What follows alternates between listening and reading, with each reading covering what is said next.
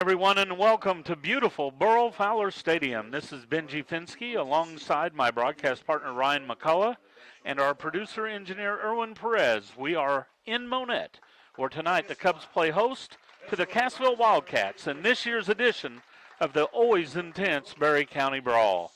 Monett, under the guidance of second-year head coach Ben Mock, enters tonight's game 4 and 3 on the season following last week's 27-24 road loss at Lamar. The Cubs led the Tigers most of the game, only to see the hosts score a late touchdown to pull out the victory. It was a tough ending, but that game proved that Monett can play with the best the Big Eight has to offer. The Wildcats, with Coach Clay Weldy at the helm, are playing their best ball of the year. Cassville has won 3 in a row and 4 of its last 5, with wins over Harrisonville, Mount Vernon, and Nevada in the last 3 weeks. The Wildcats have turned their season around. Let's welcome in my broadcast partner, Ryan McCullough. Ryan, both teams have identical records entering Week 8, but there's this old adage that says you can throw out the record book when these two teams play. That may be true, but what do we know about the Cubs and the Wildcats this deep into the season? We know they're two very evenly matched teams. The Wildcats got a big win over Nevada. Cubs lost in Nevada, but that was also in Week 1. I know Monett would definitely like to have that one back. It's a different team than you saw Week 1. These teams match up pretty identical. They're both going to come out wanting to fire early. You know, this series has had a lot of ebb and flow to it. Monett won 6 of 7 games from 2012 through 16. Then from 17 till last year, Cassville has won 8 of 9. So I'm telling you just really never know, but recently it's been a series with streaks. It has. It's been a series of streaks, and it's who's been able to gain that control and just kind of keep the trophy on their side of the county. The difference between winning and losing always comes down to one or two things every week. And as we discuss this, let me remind everyone that tonight's keys to victory are brought to you by Buchanan Funeral Home in Monett, serving Monett and the surrounding area since 1950. They are honored to be part of the rich history of the local community. So, Ryan, what do the Cubs have to do to start a winning streak of their own? Well, last year and in years past, the Wildcats have dominated and won the line of scrimmage. You got to be able to win up front in the Berry County Brawl if you want to be able to win. Usually the team that's more physical is able to do that and get the win, so you have to bring it to them. Last year, I felt like the Cubs were kind of waiting for the Wildcats to come to them. When the Wildcats were on offense, they were able to control the time of possession battle. They really knocked the Cubs off their game. Monett needs to set the tempo tonight, and the tone of the game is going to be played. Again, keys to victory brought to you by the good folks at Buchanan Funeral Home, who pledge to continue the tradition of trusted performance, providing quality service with compassion and respect. It's Monett and Cassville live from Burl Fowler. The Freedom Bank kickoff is 35 minutes away. When we return, Ryan and I will take a look back at last week in the Big Eight Conference and discuss games on this week's schedule. Stay tuned for more of the pregame show brought to you by Rollo Insurance and local agent Scott Thrasher. You're listening to the Monett Cubs on KKBL, part of the Talon Sports Network.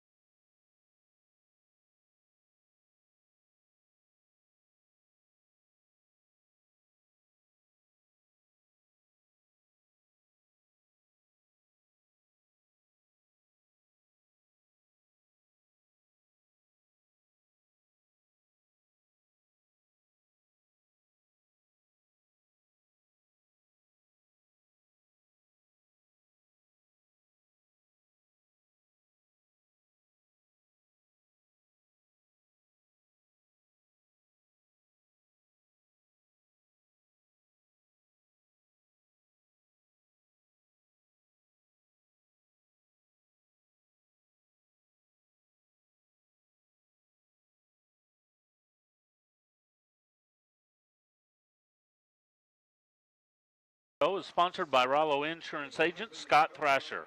Rollo Insurance supports their clients by securing reasonable premiums, providing complete guidance on insurance coverages, and protecting treasured assets for life.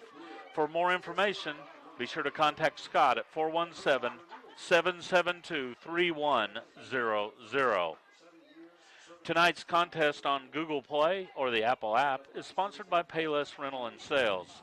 With 6 area locations, Payless Rental and Sales offers flexible payment options and free delivery of furniture, appliances, and electronics.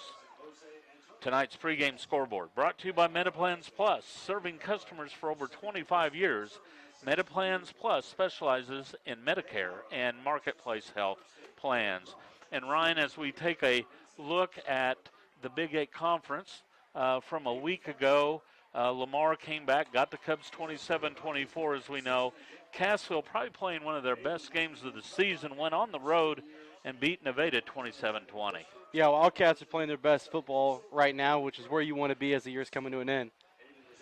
Aurora traveled to East Newton. The Patriots got their first win, and it was convincing, 47-21. Yeah, big win for the Patriots. Not one that I had predicted, but a good look for them last week.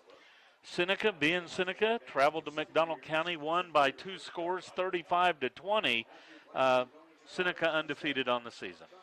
They are, and McDonald County, though, still put up a good showing in that one, only losing by 2 scores to Seneca. Seneca's a hard team to keep up with. And then Mount Vernon out of conference playing at Parkview. It was Mount Vernon 21-7. Good win for the Mountaineers, and they'll be facing off against the Cubs next Friday night. And here we are in week 8 already. Yeah, where'd the time go? It just goes so fast.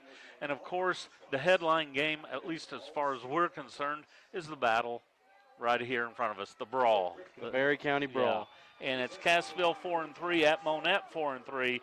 Lamar goes to Aurora. Lamar now 4-3, Aurora 2-5. You'd expect Lamar to be favored in that one. Yeah, Lamar kind of had to find their groove again after the quarterback went down. I think they've found their identity now in their offense. I still trust their defense. I think Lamar goes out and wins convincingly. Nevada now 5-2, travels to Mount Vernon 3-4. You look for Nevada to bounce back. Nevada's not going to be happy coming off a loss, and yeah, I like Nevada to bounce back. East Newton, after their first victory of the season, they're rewarded with a trip to Seneca. And they will be back to losing this Friday. Yeah, because Seneca is a heavy favorite there. And then the one team out of conference is McDonald County, and they'll play their game tomorrow afternoon. They're traveling to Central in Kansas City. McDonald County 4-3, Central 2-5. Kickoff for that, I believe, is at 1 p.m. You would think the Mustangs would do well. I'll take the Mustangs in it. In the district, and we're going to spend some time right now talking about the district. In the district, Marshfield plays at West Plains. Marshfield 3-4, West Plains 5-2. Rogersville 6-1 at Branson 5-2. That should be a good game. And then Bolivar 3-4 plays at Carl Junction. But when we take a look at the district, Ryan, West Plains right now is the #1 seed, followed by Logan, Rogersville, and Carl Junction. Monett in that 4th slot. They're in that 4th slot. They need to win out to maintain that 4th slot. Bolivar, they got a tough next 2 games. McDonald County should win theirs. So Monett's pretty much locked into either a 4 or 5. They're not going to catch up to Carl Junction at the 3. But now it's just securing that home playoff game. Bolivar has 2 road games, and they're tough ones. Bolivar goes to Carl Junction tonight, and then next week at Rogersville. Okay, Monett, of course, home game with Cassville, road game at Mount Vernon. So Monett's in a good spot. The district is kind of set up, Ryan, where the top 3 teams are kind of vying for the 1, 2, and 3 spot. And then the bottom 4, 5, 6, and 7, they're all jumbled as well. Yeah, and look at the top of the conference. It's West Plains. They've been for the last few years. After week 2, though, they were the bottom of the conference, and then slowly but surely they climbed the ladder, and they're back to that #1 slot just over Logan Rogers. So, I mean, like you said, Carl Junction's right there as well. Really hurt them was that Seneca loss. You lose to a smaller classification opponent, but, I mean, the Seneca Indians a very respectable team as is. I tell you what, you take a look at some of the games that are left within the district. West Plains next week plays at Carl Junction. That'll have a lot riding on that. So that'll decide that. And then Rogersville plays at Branson tonight and then versus Bolivar next week. But that game at Branson is going to be a good one. That's a big one, too, for Rogersville. They're playing a bigger class opponent, more points on the line for them in the district if they're able to get the win. And like I said, Bolivar, who's nipping at the heels of the Monett Cubs, they play on the road tonight at Carl Junction and then on the road at Rogersville. So two really tough games for the Liberators. Yeah, two really tough games, but if they're able to get the win, they would be good points grabs for them in district. Again, tonight's pregame scoreboard brought to you by Metaplans Plus. We'll be back with more of the pregame after this quick timeout.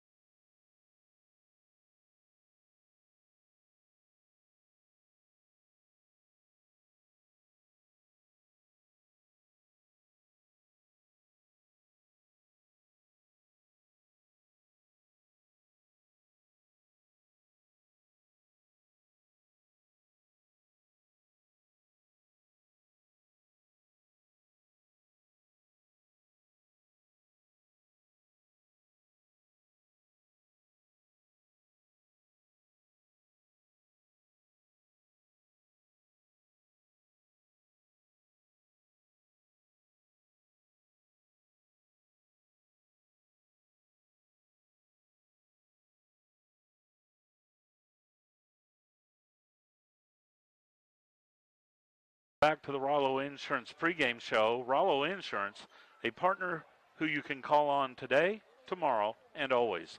Stop by and see Scott Thrasher at 1001 East Broadway in Monett. A reminder that your Monett Cubs broadcast team is sponsored by A-List Properties. For all your real estate needs, their team will work hard for you and your family. The score of any contest is generally forgotten over time. However, the behavior of players, coaches, and fans will leave lasting impressions. So be sure to choose good sportsmanship as you cheer on your favorite team. This message brought to you by Access Family Care, with more than 200 employees serving 7 counties in southwest Missouri. Ryan, you've been a part of this contest. It's a great rivalry. Yeah, a lot of nerves going on beforehand because you want to win this game. You circle it all year. You know what week you're playing Cassville if you're a Monett player. You know what week you're playing Monett if you're a Cassville player. and it'll be talked about all year long who's going to win this game and who does ultimately end up winning this game and why. Yes, and obviously bragging rights on the line. You want to win the Berry County Brawl, and tonight's game has so much emphasis in the conference race, how you're going to finish. It matters as far as district levels for both teams, but you just want to beat them. You just want to beat them. A lot of bragging rights. I mean, a lot of these guys grow up playing on the same travel ball teams. Parents work together. You're with each other all the time. You kind of grow up together, and you want to have that over the other person. And then on top of that, Monett celebrating senior night tonight, not only honoring the football seniors, but all the fall sports seniors. And let me say congratulations, not just to the players, but to their parents. It's a huge sacrifice to be an athlete and a parent of an athlete. Yeah, I've not been that, so I mean, you're the one speaking there. I've been the athlete, but I've never been the parent of the athlete. No expertise on that side from me. Well, someday if you're there, you'll be driving. You talked about Hopefully, those games. yes. You'll be driving different places and doing, sitting in gyms or on the side of a football field or something. And it's a joy, and those years go by really, really quick. So congratulations to all those athletes honored tonight and their parents as well. It's another beautiful evening for football, but a little bit of breeze tonight, Ryan. A little bit of breeze could affect the passing game of the Cubs because they love to do that so much. But as the year's gone on, they found out they don't just have a two-headed monster running back. There's a third guy started to emerge there in sights, and he said, no, it's a three-headed backfield now. You talk about the Cubs and their passing game. Unless something really strange happens these last 2 weeks, the Cubs are going to have a 3,000-yard passer this year.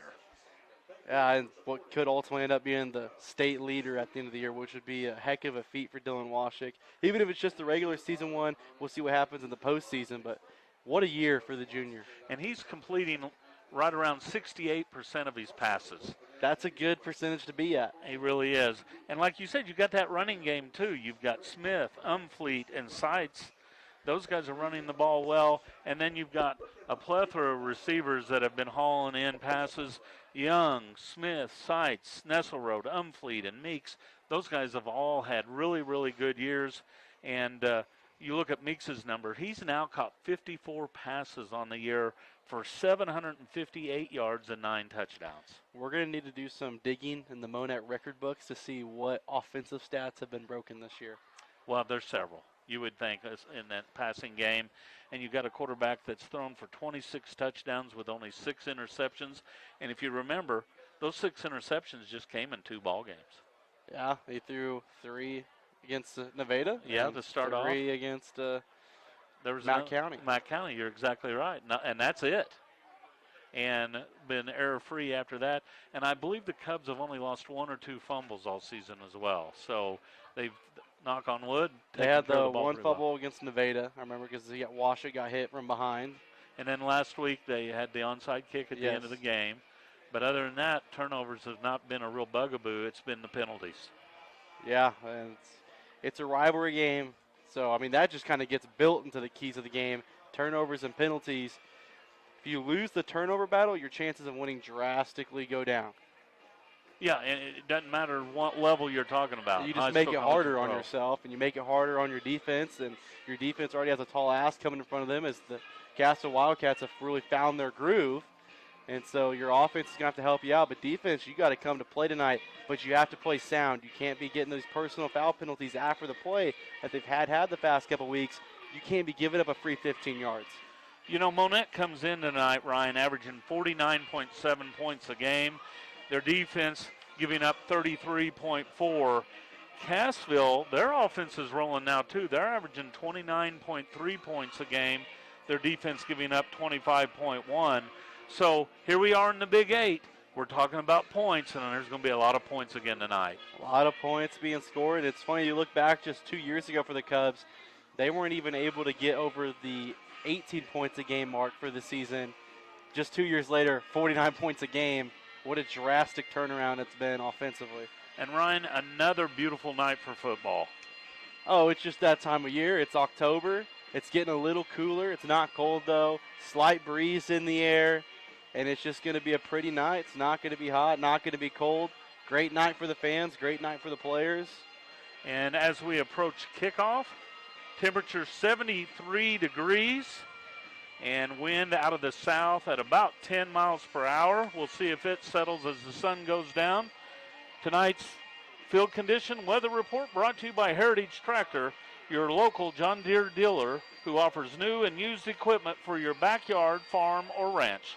Stop by or visit heritagetractor.com. And this season, we've had great weather. Now, last week, it got kind of wet at the end of the night. It wasn't really raining, but the dew was really, really heavy. The dew was moving in, but yeah, we've had great weather. My first year with you, the first 3 games, I believe, had rain.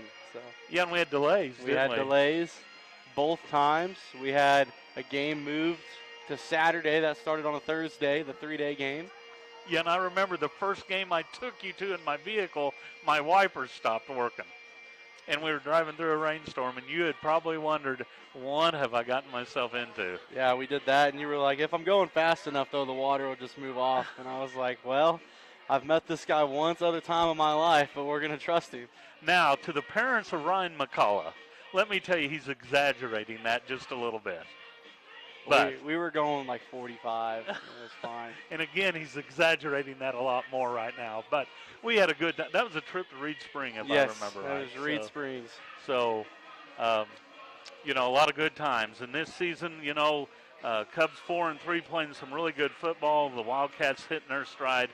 Take a look at the crowd as they file in. The west bleachers almost full, but you look across the way, a lot of black and gold on the east sideline. Not a far trip from Southern Barry County, coming over here to Northern Barry County.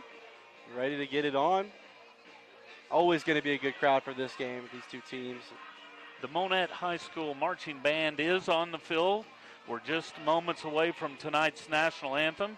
The national anthem is brought to you by VFW Post 4207 in Monett. Post 4207 reminds us that some gave all, and all gave some.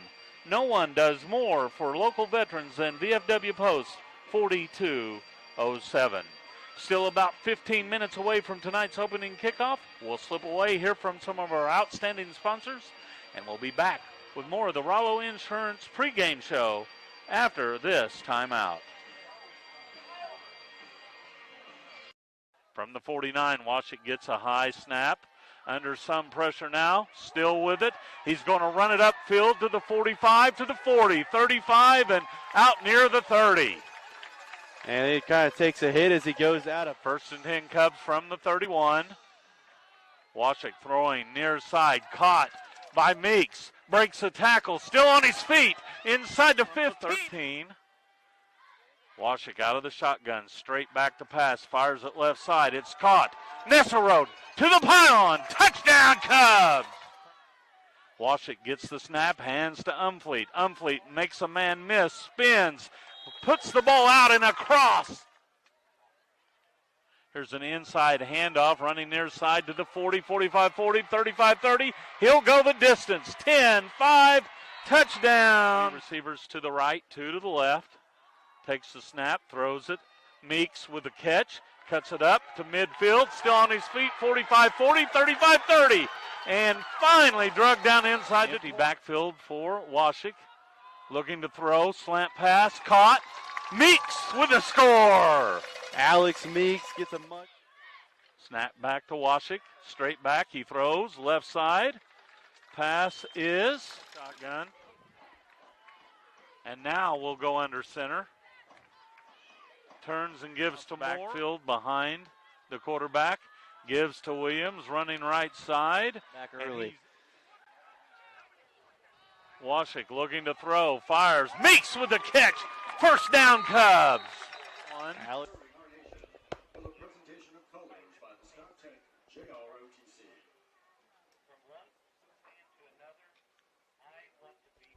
Tonight's commander and carrying the national colors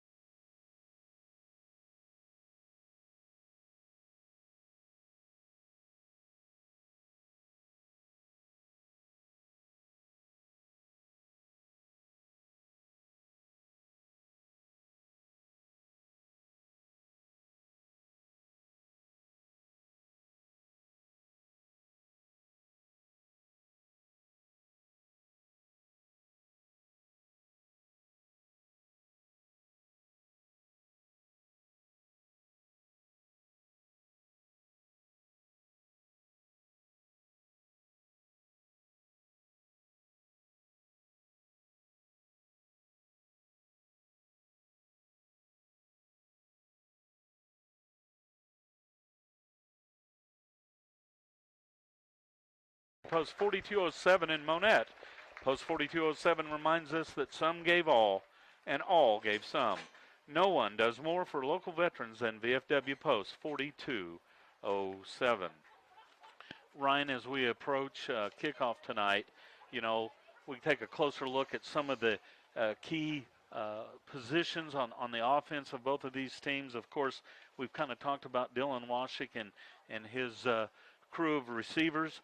We talked about Meeks up almost to 760 yards of receiving, but you also have Colin Umfleet that's at 400. You have Carson Nesselrode that has 530 yards.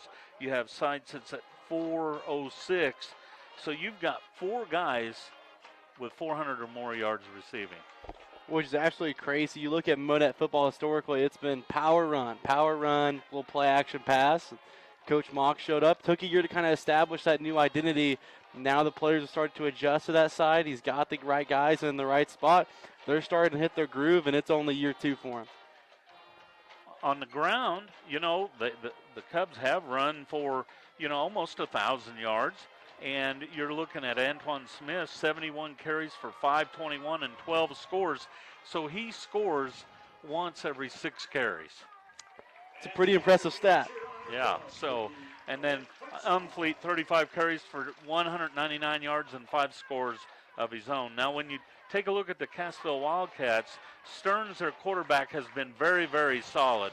And he has a good receiving crew that includes Roark, Barrientos, Bredson, Castleberry, some pretty good receivers there as well, but they're a power team to their core.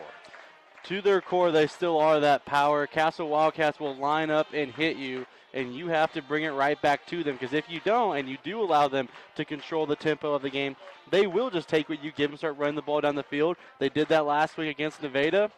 But if Monett does come out and stop the run, then Benji, we could have an early 2010s Big 12 showdown, and that scoreboard could just be getting lit up all night. It really could. This is always such an interesting contest, and many times comes down to the last possession of the ball game.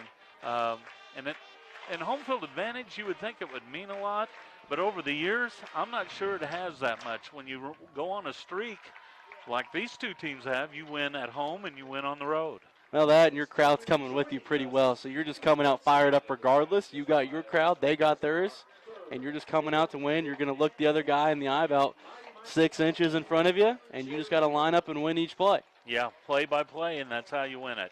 Big crowd here at Burrow Fowler. We're glad that you are along with us. We're going to slip away, hear from some of our sponsors, and we'll be back with more of the Rollo Insurance pregame show after this timeout. From the 49, Washik gets a high snap. Under some pressure now, still with it. He's going to run it upfield to the 45, to the 40, 35, and out near the 30. And it kind of takes a hit as he goes out of. 1st and 10 Cubs from the 31. Washik throwing near side, caught by Meeks. Breaks a tackle, still on his feet, inside the 13. Washik out of the shotgun, straight back to pass, fires it left side. It's caught. Nesselrode to the pylon. Touchdown, Cubs! Washik gets the snap, hands to Umfleet. Umfleet makes a man miss, spins, puts the ball out and across. Here's an inside handoff, running near side to the 40, 45, 40, 35, 30. He'll go the distance. 10, 5, touchdown. Receivers to the right, 2 to the left. Takes the snap, throws it. Meeks with the catch, cuts it up to midfield, still on his feet, 45-40, 35-30. And finally drug down inside the backfield for Washik. Looking to throw, slant pass, caught. Meeks with the score. Alex Meeks gets a much. Snap back to Washik, straight back, he throws, left side. Pass is shotgun. And now we'll go under center. Turns and gives to backfield behind the quarterback. Gives to Williams, running right side. Back early. Washik looking to throw, fires. Meeks with the catch. 1st down, Cubs. Alex. It'll be Umfleet running right. He'll have the 1st down and more to the 20, to the 15. Still on his feet and now brought down. Dylan Washik gets the snap, back to pass, fires left side, caught, sights, 5, down to the goal line and just short, but it'll be enough for another. You'll see Umfleet, though, run it left, and he falls forward into the end zone for the score.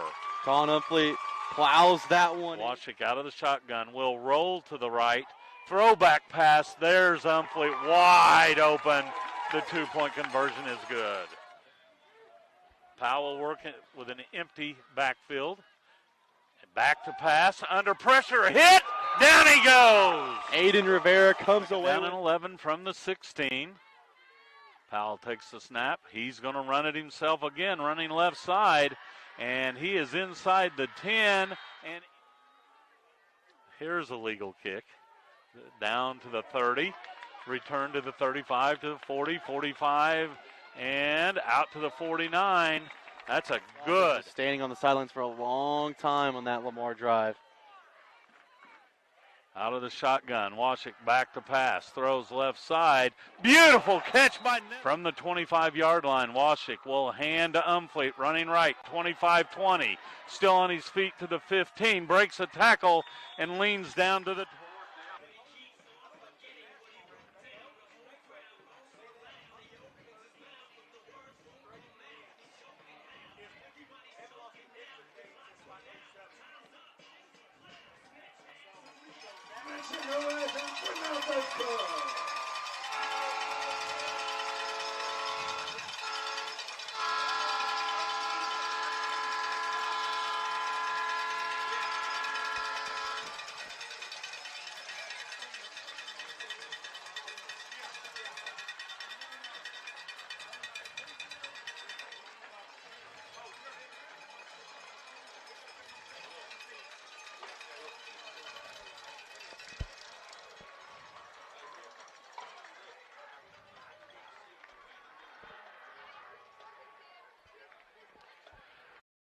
Back to the Rollo Insurance pregame show. Rollo Insurance, a partner who you can call on today, tomorrow, and always.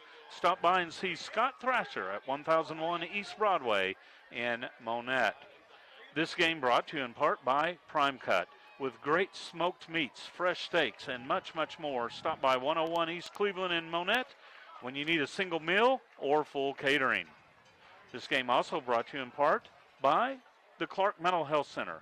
At the Clark Center, they proudly serve the Southwest Missouri region with compassionate behavioral health services.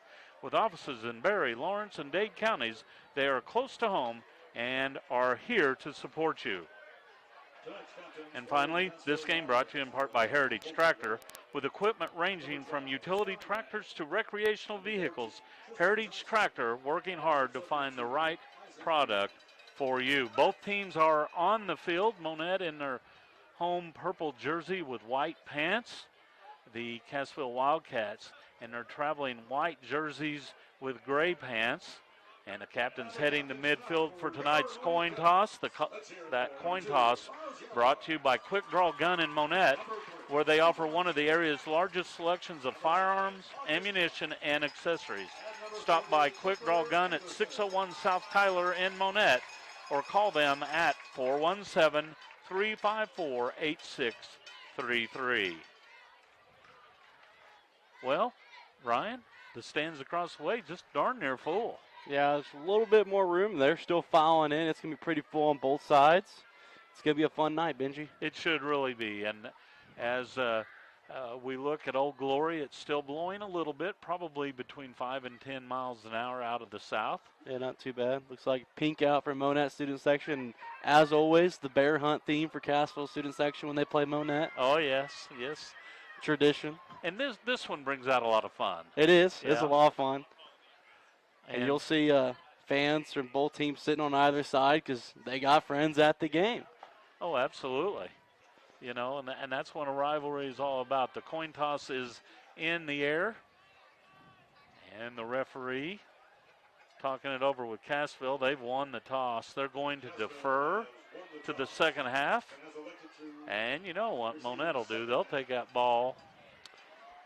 And the Cubs will defend the goal to the north. So here in the first, the Cubs will be moving into that slight breeze. Cassville will be going right to left as we look on here, high atop Burl Fowler. Both teams got what they wanted. Cassville wants to kick first. Monett wants to receive first. Yeah. Win-win. They could have just went out there and said, hey, we'll play defense, you play offense. Yeah, they could have had a handshake agreement on that. Yeah, absolutely. Cubs kickoff sponsored by Freedom Bank of Southern Missouri with branches in 7 locations. Freedom Bank has met a wide variety of your banking needs since 1999. Tonight's first quarter brought to you by Monett Sheet Metal, a trusted and respected business that has been providing sales and service for residential and commercial customers since 1935. Wildcats will be kicking it away. I believe their kicker will tee it up on the left hash mark. And we're just moments away from the start of this one. The Berry County Brawl from Burl Fowler. It's the Cubs and the Wildcats. Glad to have everyone along with us out in Cubs Nation. We hope that this one is an exciting one. It usually is. I know that you and Irwin always get fired up Always. for these games. You know, Coach Mock's staff now has a few former Monett players on it. So, you know, they're pretty fired up, too, to get back involved with this rivalry. Oh, no doubt. And it's always an exciting game within the season. I've had fun just getting to sit back and watch it the last few years, get to talk about it. Williams to kick it away for the Wildcats, and we are underway. A low line drive kick, fielded in the air by Smith to the 25, to the 30, makes a man miss and then spins out at the 34. Yeah, made a few men miss, and now Dylan Washik and the Cubs' potent offense will come on the field for their first drive of the night. What a good job by Smith just fielding that bullet of a kick. Just took it right in, got what he could, got out of bounds. It's that time of year, Bench, where the sun's already set as the first kickoff, and it just feels like Friday Night Lights. It really does. Well, here come the Cubs on 1st and 10. Washik will work out of the shotgun. Quick pass left side, Smith. Smith to the 35, still on his feet to the 40. The ball did come out, but the Cubs able to jump on it at the 41, a gain of 7. Van Thang with the tackle and forced fumble. 2nd down and 3 for the Cubs. Washik back to pass, pump fake. Now he's going to run it up the middle. He'll have the first down. An ASI first down. Yeah, Walk did a good job there just scrambling and getting the first down.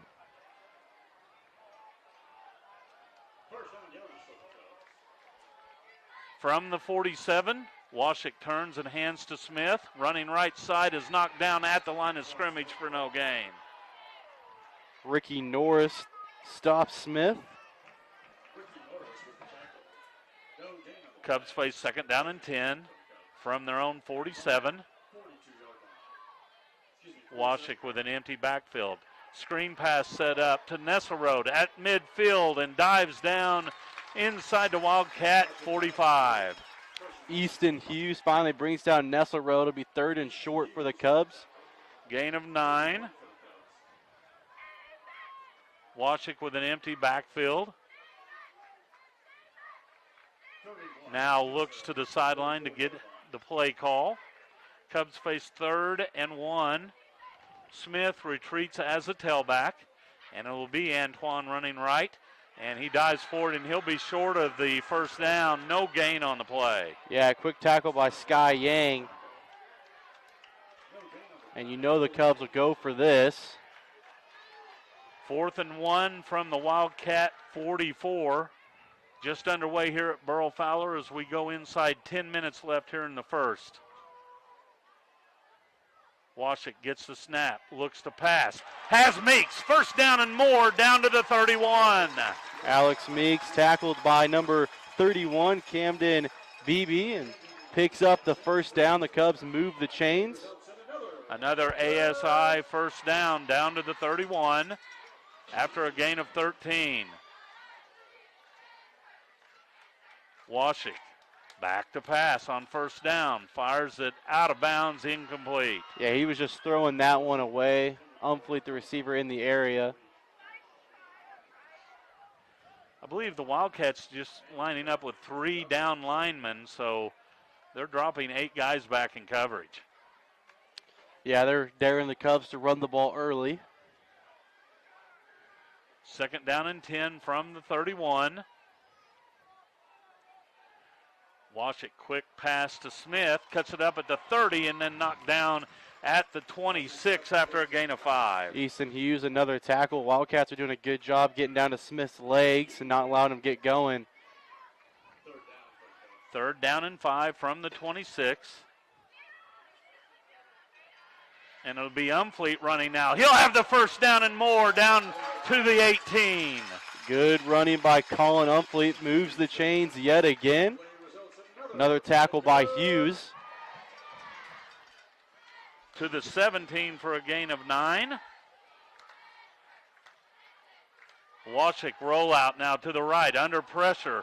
Throws it out of bounds, incomplete. Again, throwing it away, and a good play there by the junior quarterback.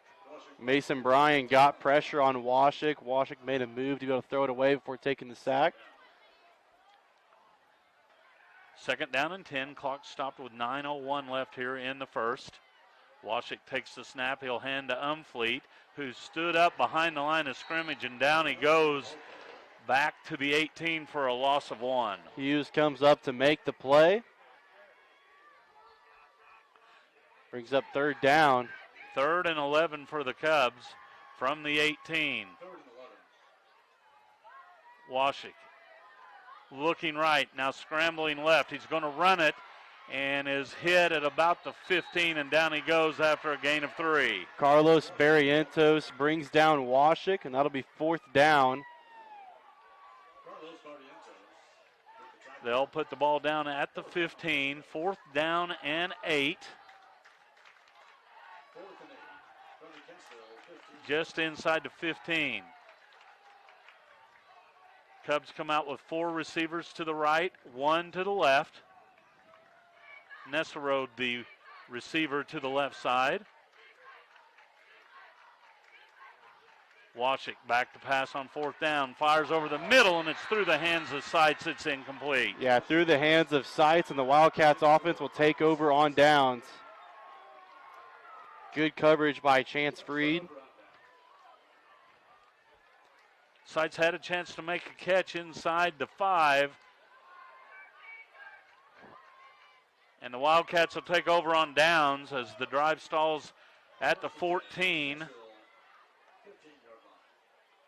Stearns, the quarterback for the Wildcats. You'll see a lot of Mason Bryan, Easton Hughes, Tristan Thompson in the backfield.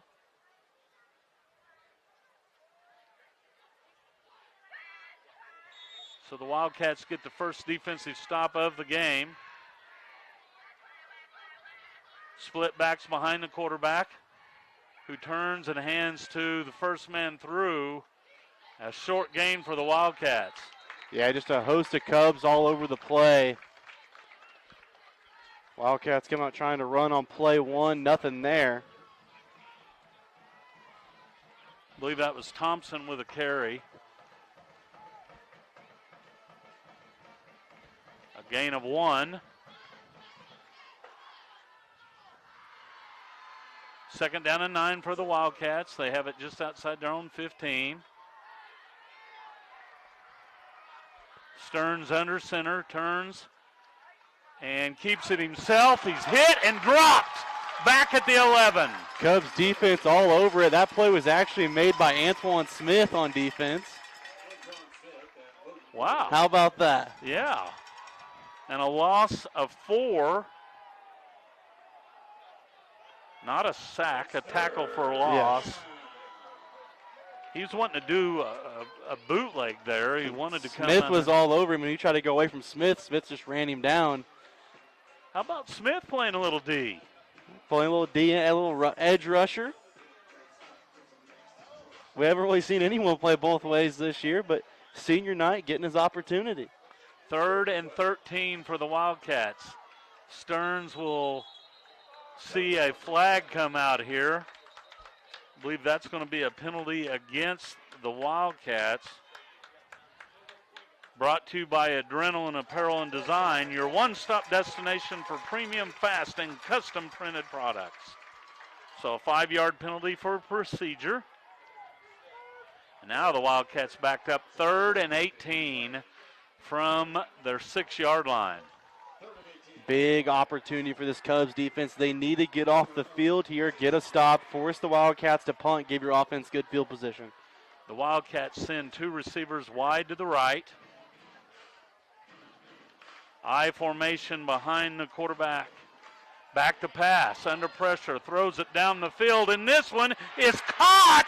First down out to midfield. Shoelace tackle by Josue Elias. Stearns delivered a good ball under pressure. He was getting hit by Antoine right as he was throwing the ball. 6 to the 48. That's a 42-yard reception by Roark. And the Wildcats out of trouble, and now 1st and 10 at their own 48. Well, that ball hung up a long time. They did, just gave Roark time to go up underneath it and make a play. So here come the Wildcats on 1st down. Hand off up the middle with running room. 1st down and more to the Cub 40. That's Easton Hughes with a carry, a gain of 12. Yeah, good carry there by Hughes. Chris Spears bringing him down on the sideline. Boy, it's that 3rd down play that's been hard for the Cubs. Yeah, they've not been able to get off the field on 3rd and long this year.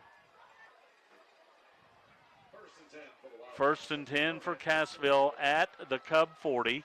Clock rolls, well, actually stopped with 5:30 left here in the 1st. No score from Burl Fowler. Stearns at quarterback. He'll go under center. He drops the ball, and I believe the Cubs might have recovered it. I see an official saying Cub ball, and it is. Monett catches a big break there, a mishandled snap.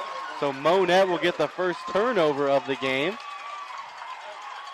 And they're fired up. That was just a bad exchange between quarterback and the center.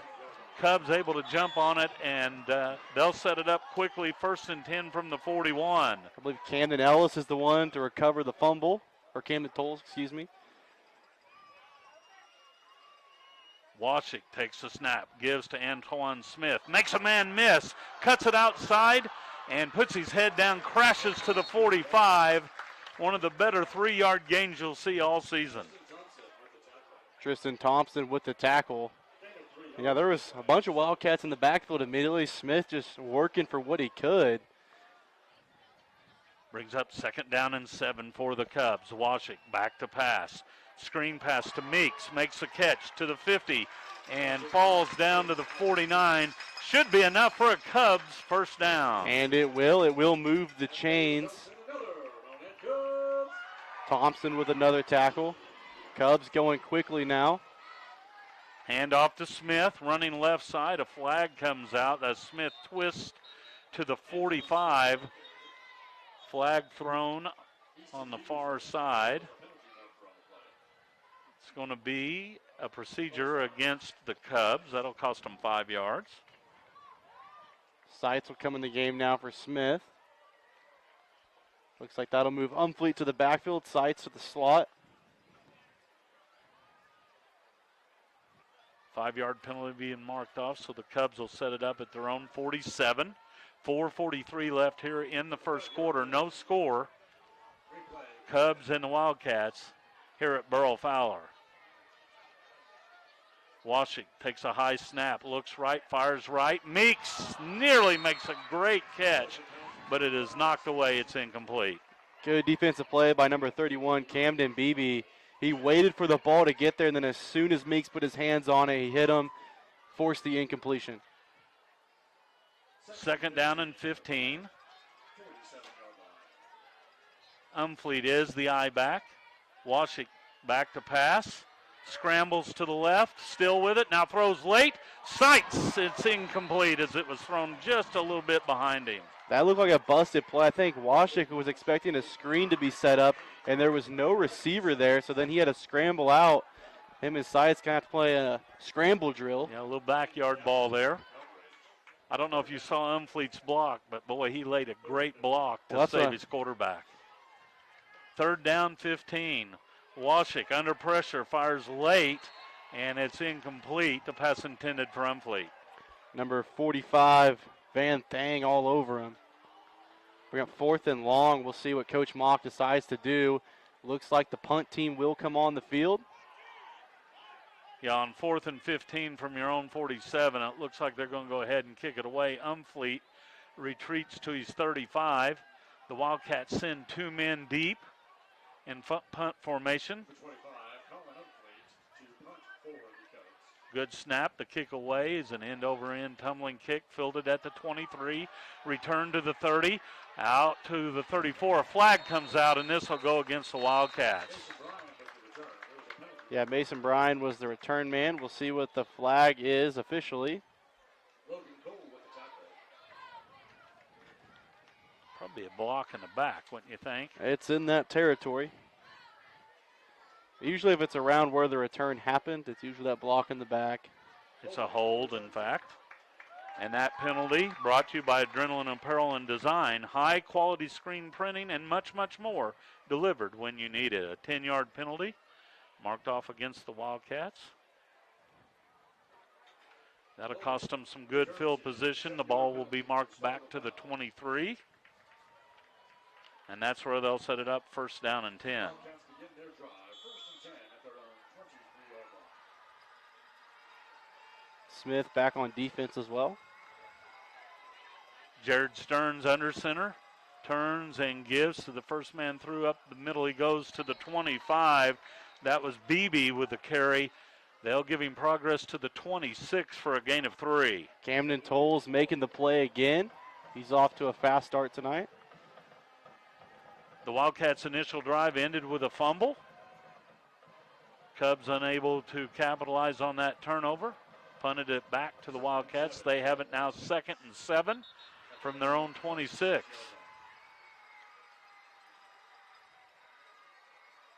A stoppage in action here as they bring in the Wildcat football. They didn't trade out the ball after the punt. Well, that's the center's fault. He needs to notice that. 2nd down and 7. Out of the shotgun. Here's a sweep to the right. And a good hard run there by the tailback. That was Roark with a carry. He picks up about 5. Josue Elias with the tackle. Bring up 3rd down. See if the Cubs can get off the field here. 3rd and a long 2. Wildcats need to get to the 33. 2 receivers wide to the right. Stearns will work under center. He turns and gives to the 2nd man through, and that'll be Beebe, I believe. And he'll have the 1st down, move the chains for the Wildcats. Needed 3, picked up 4. Camden Beebe, the ball carrier. And the Wildcats have their 3rd 1st down. Out to the Cub 35. For the Cubs tonight on defense, they have to win 1st and 2nd down, but then they got to find a way to get off the field on 3rd. Yeah, well, to start that, win the line of scrimmage. Yeah, that's a good place. That'll to help start. you out. Stearns under center, split backs behind him. He turns and gives to the 1st man through, who has stood up and knocked down behind the line of scrimmage. Kind of like that, exactly like that. You win 1st down, they won the line of scrimmage. Chris Calhoun comes up to make the play. That was Hughes with a carry, and he's going to lose a yard. And you know what Hughes did when he got up? He patted the guy who tackled him on the back. Wonder if they'll still be doing that in the 4th quarter. No. 1st quarter, it's like, oh, that's pretty good. Yeah. 4th quarter, tight game, no. Back to pass Stearns, throws right side. Pass is caught by Roark. Roark still on his feet, able to get out to about the 44 for a gain of 10. Finally tackled by Antoine Smith after making a couple Cubs miss. It's going to bring up 3rd and 1. You'll probably see Beebe here or potentially Hughes. Well, you got to account for Stearns as well. Yes, good running quarterback.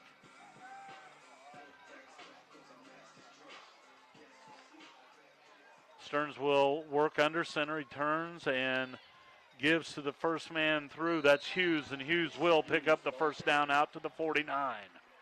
That's when Cassville just goes back to their bread and butter, line up and run it down your throat. Nothing fancy. No. Just block the guy in front of you, run straight forward. And very effective on a 3rd and 1 play. 1st and 10, Cassville from their own 49. Clock rolls.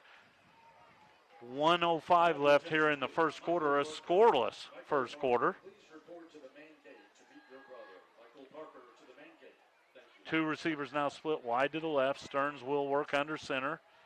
He turns and hands to the first man through. Lots of running room and a big run for Easton Hughes inside the Cub 40. August Black finally drags him down. A nice game by the Wildcats, and now they're moving down the field. Gain of 14. 1st and 10 for the Wildcats at the Cub 37. Wide receiver split left and right.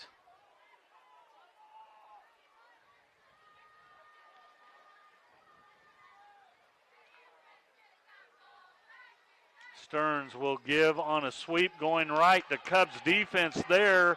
However, a great run. Breaks a tackle, goes down the sideline. This is going to be a touchdown for the Wildcats. What a tremendous effort by Mace Bredson.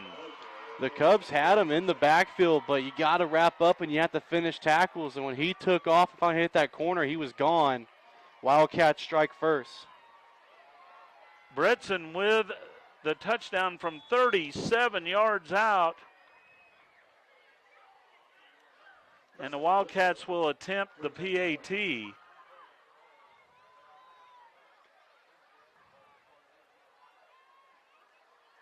Snap back, ball down, the kick up, it's high enough, it's long enough, and it is good. 14 seconds left here in the first. Wildcats lead it 7-0 back after this timeout.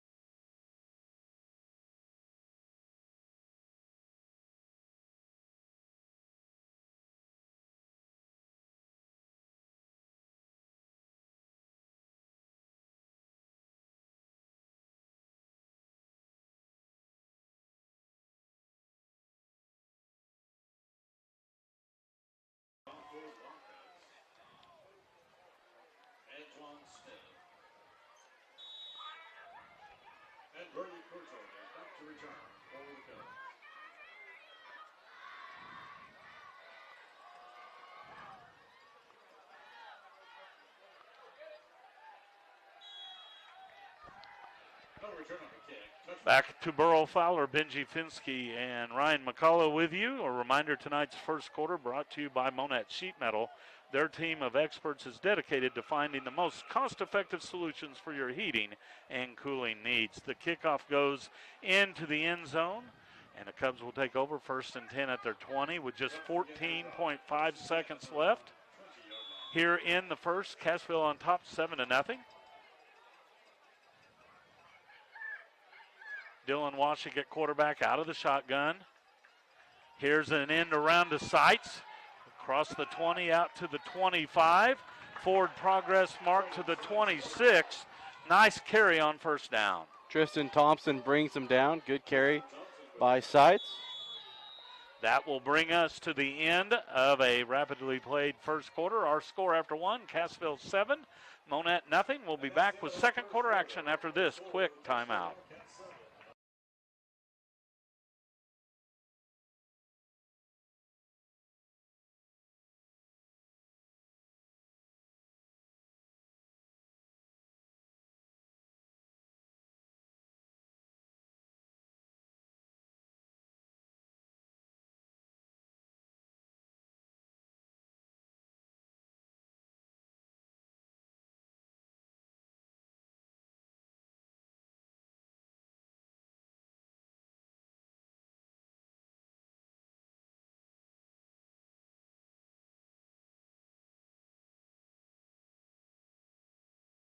With facilities in Monett and Cassville, Wintech is an employee-owned company that provides standard and custom products to multiple markets within the construction industry. Our score after one, Cassville leads at 7-0. Both teams had it twice.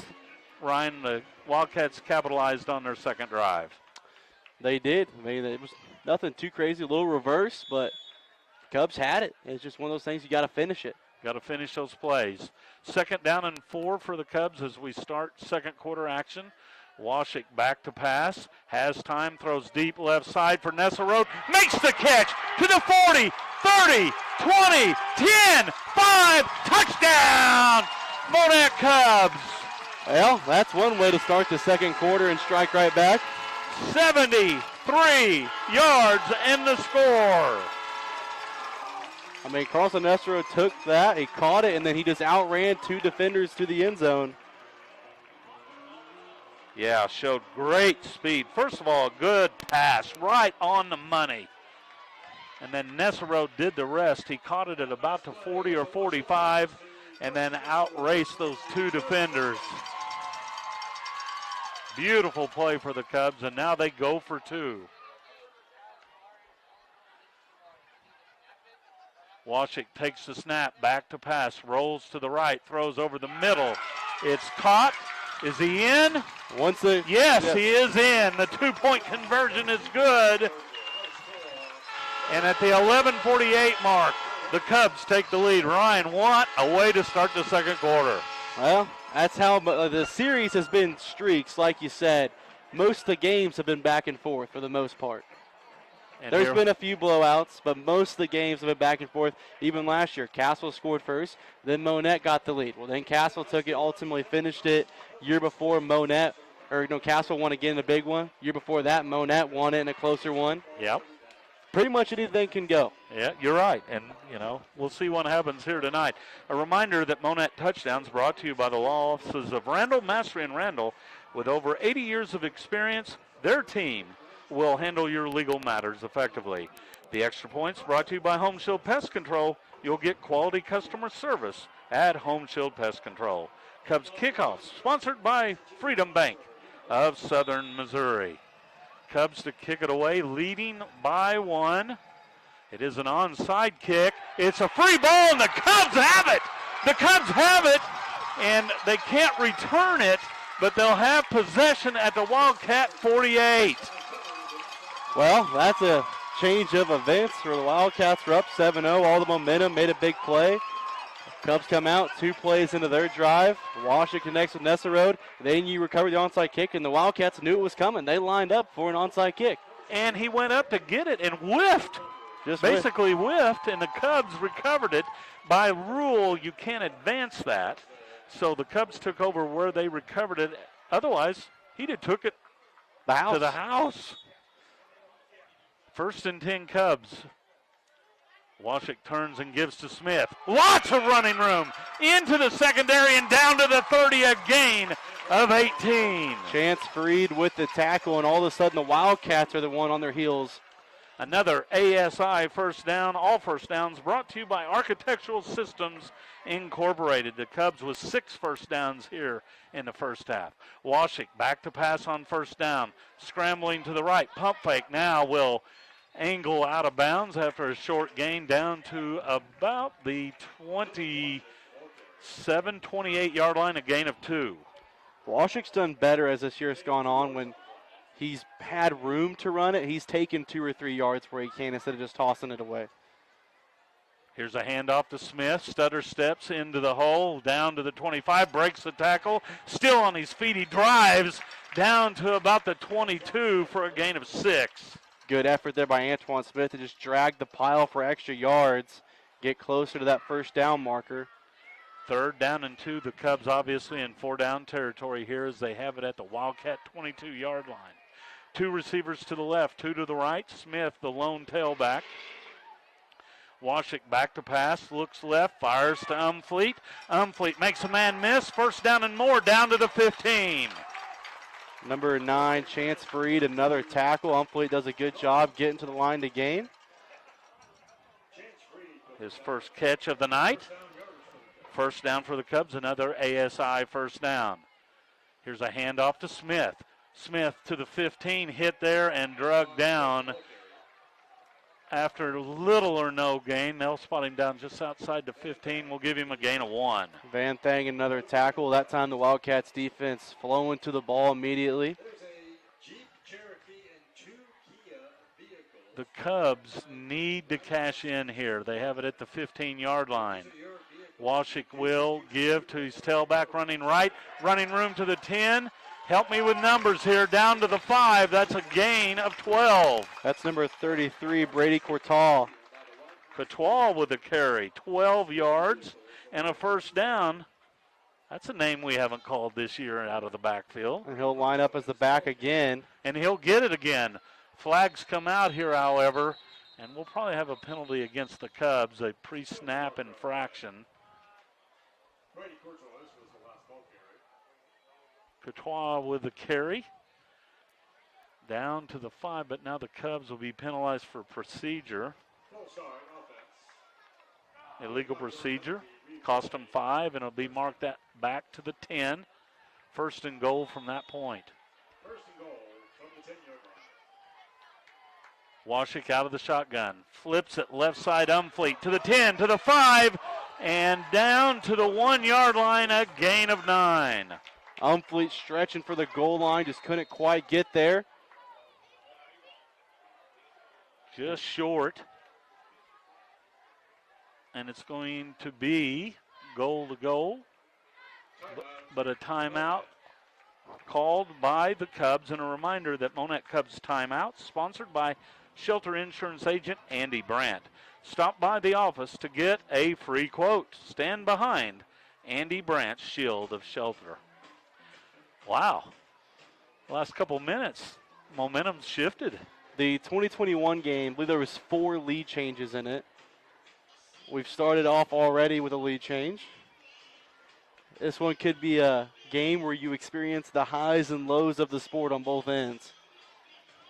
Yeah, there's no doubt about it. And, you know, we talked in the pregame about the series being ebb and flow, but you brought up the point since that every game's been like that, or many of the games have been like that as well. A lot of the games end in heartbreak for the losing team. Because you think that's the year you're going to flip the series, and then all of a sudden the other team pulls it out at the end. And that's what makes it a great rivalry. It really does. Second and goal from the 1. Cubs come out with the tailback. That's Umfleet. Stands behind Washik. Washik turns and gives to Umfleet, and he'll walk it in for the score. Touchdown, Monett Cubs. Colin Umfleet runs it in nice and easy. Nice hold by his offensive line. And the Cubs strike again. A chance with a 2-point conversion to make it a 2-possession game. That touchdown brought to you by the law offices of Randall, Mastery, and Randall. The extra point upcoming brought to you by Home Shield Pest Control. Here's Umfleet running it right in to the end zone. The 2-point conversion is good. 9:43 left here in the second. The Cubs on top 16-7. Back after this timeout.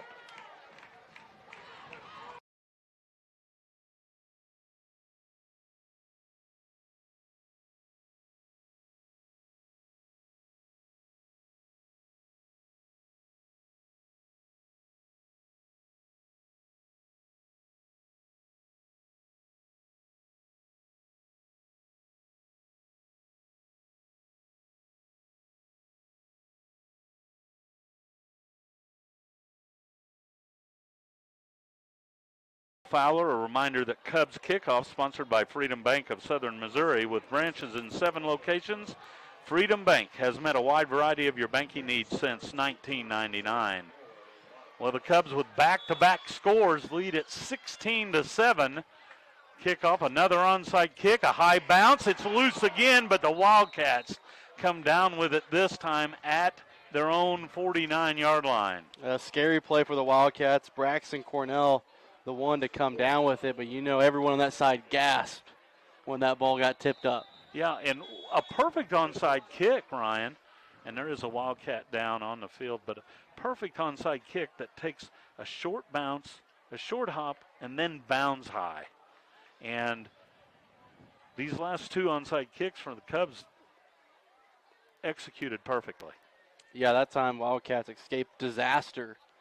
Because if you give the Cubs another one with all the momentum, I mean, your offense doesn't even get to touch the field, and all of a sudden there could be 3 scores on the other side that weren't there the last time they touched the ball.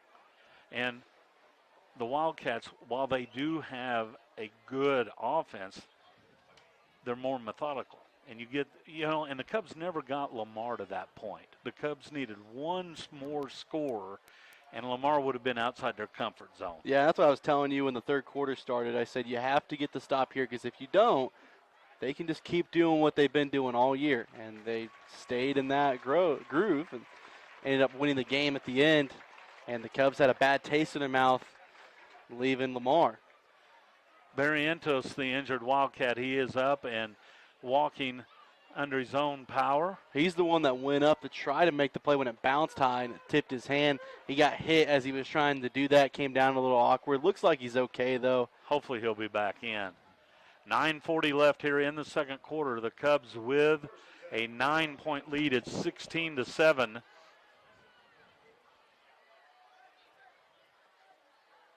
Wildcats victimized with 2 turnovers here in the first half, a couple of fumbles. Have it 1st and 10 at midfield. Jaron Stearns will work under center. He turns and gives to the first man through. Running room to the Cub 40, to the 35, to the 31 man to beat. Down the sideline he goes. Touchdown, Wildcats. That's Mason Bryan. Scores from 50 yards out. Mason Bryan strikes right back for the Wildcats. Just like that.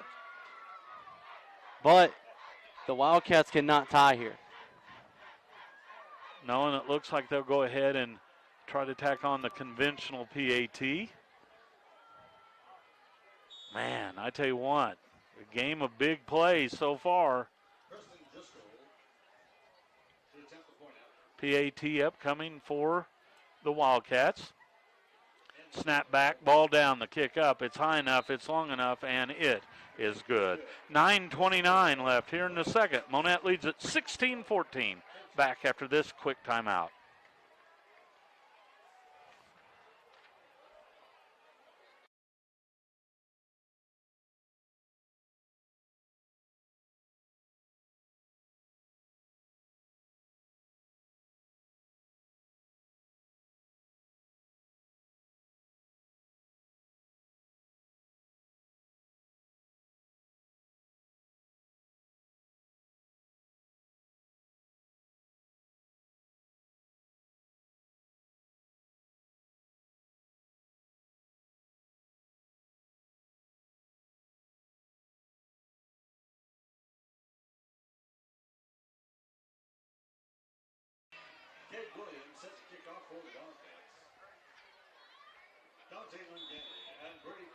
Tonight's second quarter brought to you by Wintech. If you're interested in becoming an employee owner with a growing and thriving company, visit their website at wintechinc.com and click on the Careers tab. Squib kick fielded at the 20, return set up to the 25 to the 30. Courtois out across the 35 to the 36, and that's where the Cubs will have it 1st and 10. Cubs offense coming back on the field, still with the lead. They lead by 2. Important thing when you play the Wildcats, when you're getting tackled, cover the ball. Because they'll go for the strips, they'll go for the punch out. It's a smart defense, and they do it well. They practice it. They're very technically sound at it. And it creates turnovers, and you give your offense more opportunities when you do that. 1st and 10 for the Cubs. Handoff goes to Umfleet, angling near sideline, knocked out of bounds at the 39 after a gain of a couple. Mace Bredson with the tackle on Umfleet. Umfleet with 11 yards on 4 carries. And he does have the 1 touchdown. Out of the shotgun, Washik gets the snap, back to pass, throws left side, sights with the catch, knocked down at the 45 after a gain of 6. Going to be about 3rd and 1 here for the Cubs. They're going to line up in the pistol formation, Umfleet the back. Third down and a yard. Handoff goes to Umfleet. He'll have the first down and more into Wildcat territory down to the 42. Mason Bryan finally brings him down, but Umfleet picks up a nice gain. The Cubs offense is moving. Another ASI first down after a gain of 11. From the 42, bad snap, and Washik, Johnny on the spot, able to jump on it near the 45. That'll be a loss of 3. Yeah, scary play there for the Cubs. Dylan does a good job getting the ball back. That's a rarity. We've not seen that this year hardly at all. Second down and 13. Washik back to pass, screen pass to Nesselrode. Nesselrode is spun down at about the 42 after a gain of 3. So that'll bring it back to about 10 to gain for the first down. Third down and 10. Cubs have it at the Wildcat 42. Couple downs here to pick up the 10 yards. 2 receivers to the left, 2 to the right for Washik. He takes the snap. Fires, and it is intercepted by the Wildcats. Down the sideline with the return. This might be a pick 6 to the 15, the 10, the 5. Touchdown, Wildcats. Tristan Thomas, 60 yards. Tristan Thomas strikes for the Wildcats, and just like that, they regain the lead. A game of ups and downs and swings so far. Picked it off at the 40. Might have been a little inside the 40, but a long return of 60 to 65 yards. And now the Wildcats look to tack on the point after. Snap back, ball down, the kick up. It's high enough, it's long enough, and it is good. 7:22 left here in the second. Cassville regains the lead. It's 21-16 back after this.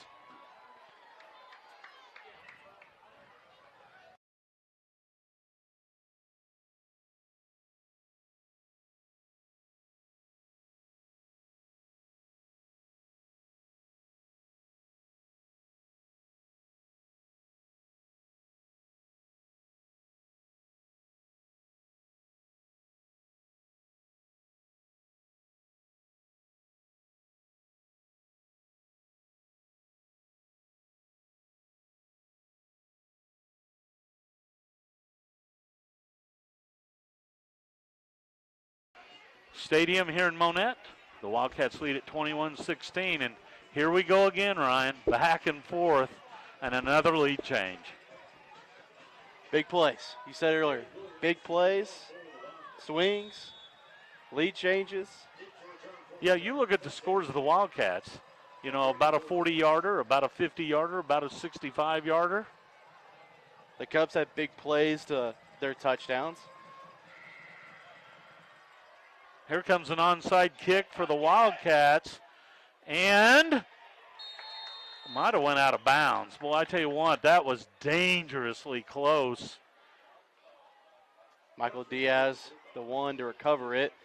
Well, I think the Cubs were hoping it'd go out of bounds, and all of a sudden it went that 10 yards. You play a dangerous game with that. And what do you say about a football? It does weird things. It does weird things. And that was angling out of bounds short of the 10 yards to make. And at the last bounce, took a left turn, right as we look on, and darn near cost the Cubs. The ball makes no sense. It did that on turf. On grass, it makes sense. It could hit a bump. Yeah. Turf. On 1st and 10, Washik back to pass. Under pressure, steps up and then throws it out of bounds. Incomplete. Yeah, Dylan just had to throw that one away. Wildcats got a good pass rush on him. I think the Wildcats are making a conscious effort, obviously, to take away that slant pass that was picked off in the previous possession. He wanted to go back to it there on 1st down. Here's a handoff to Courtois running left, breaks a tackle and drives down to the Wildcat 45. A gain of 6, maybe 7 yards on the play. Mason Bredson finally brings him down. Will be a gain of 7. Antoine Smith checks back in at tailback, and it'll be Antoine running left. as he's hit and drugged down at the 41. That should be enough for another ASI first down. Yeah, tackled by Hughes. And looks like a Wildcats down. And a flag comes out now. Okay, the flag was well after the play. And there's going to be a penalty. This one's going to be whistled against the Cubs.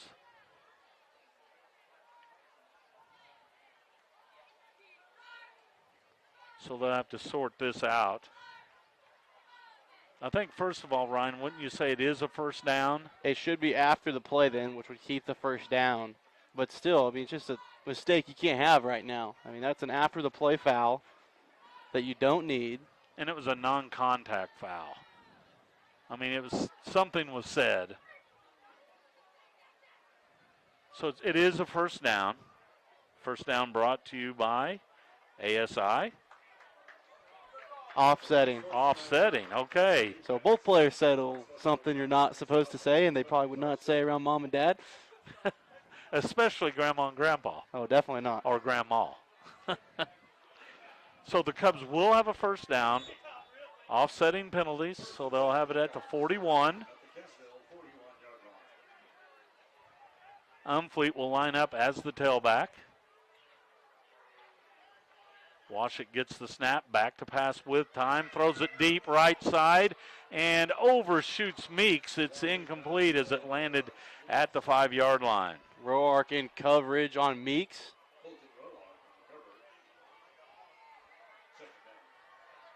Cubs need to do something to grab the momentum back, but you don't need to force it. You just need to go down the field, play your game, go score, get the lead back. Second down and 10 from the 41. Umfleet shifts to the slot on the right. Washik fires to Seitz, and it goes through his hands again. It's incomplete. Yeah, Seitz just unable to bring it in. Aiden Goutney all over him. And Seitz throughout the last 3 or 4 games have been making some tremendous catches, having a hard time here in the first half. Hopefully he'll bounce back. Third down and 10. Handoff to Umfleet, cuts it to the right. Now still on his feet and pounds down to about the 32 for a gain of 9. Mason Bryan with the tackle. It's going to bring up 4th down and 1 for the Cubs. Handoff goes to Smith. He'll have the first down as he's knocked down at about the 27 after a gain of 4. Chance Freed with the tackle, and it looks like Smith is shaken up. He got hit in the knee. That first down brought to you by Architectural Systems Incorporated. ASI can turn any concept involving metal into reality. Yes, Smith down on the field.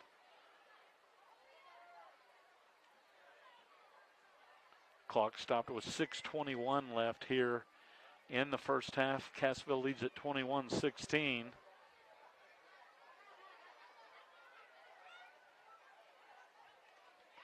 A reminder to everyone that tonight's second quarter brought to you by Wintech with facilities in Monett and Cassville. Wintech is an employee-owned company that provides standard and custom products to multiple markets within the construction industry.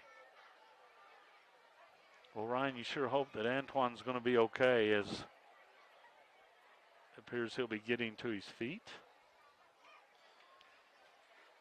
See how he's able to put pressure on that leg right now. Looks like he's going to need assistance getting off. Favoring the right leg. Yeah, not putting any pressure on it.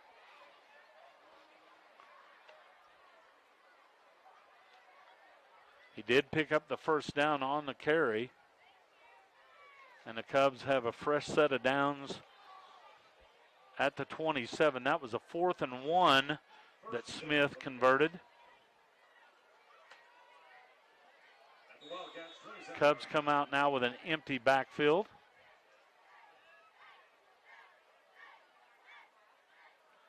Washik turns to the west sideline to get the play call in. Bertal moved to the backfield now. And he'll run it, running left, hit at the line of scrimmage, and then knocked down there. Little or no gain will bring up second long. Hughes brings him down.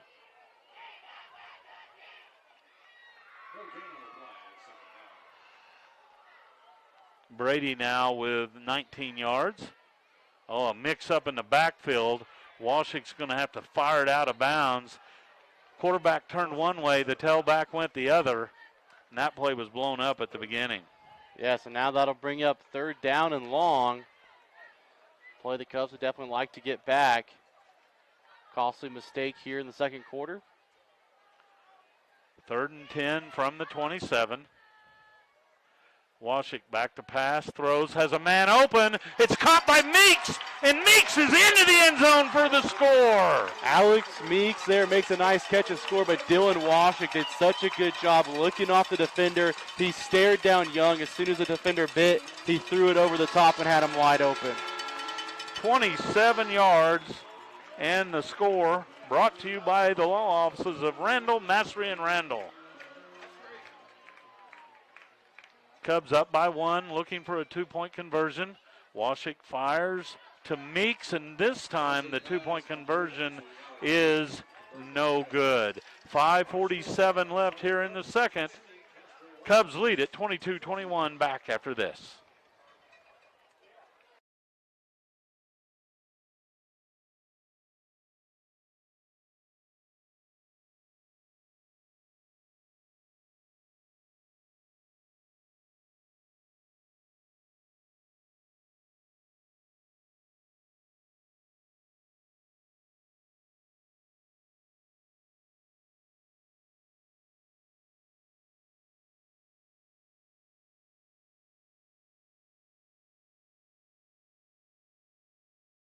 Kickoff sponsored by Freedom Bank of Southern Missouri.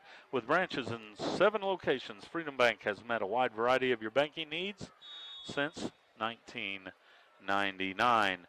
The Extra Point, sponsored by Home Shield Pest Control. You'll get quality customer service, affordable prices, and a pest-free guarantee at Home Shield Pest Control.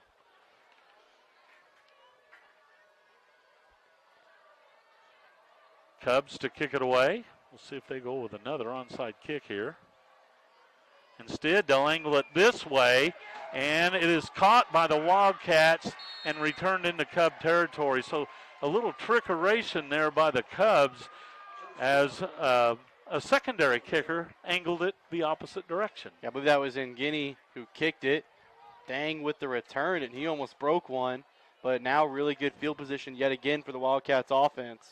Now, obviously, the receiving team can advance an onside kick. Yes, and he could take it all the way. And he was about a step or two away from doing that, but was pushed out of bounds at the Cubs 45. So now it's on the Cub defense. Wildcats will start in Cub territory. At the 45. Stearns will turn and give. First man through. Up the middle he goes. Inside the Cub 40. That is Hughes with a good hard run. A gain of 6. Chris Calhoun there to wrestle him to the ground. 2nd down and 4 as the clock rolls with 5:25 left here in the second quarter. The Cubs on top 22-21.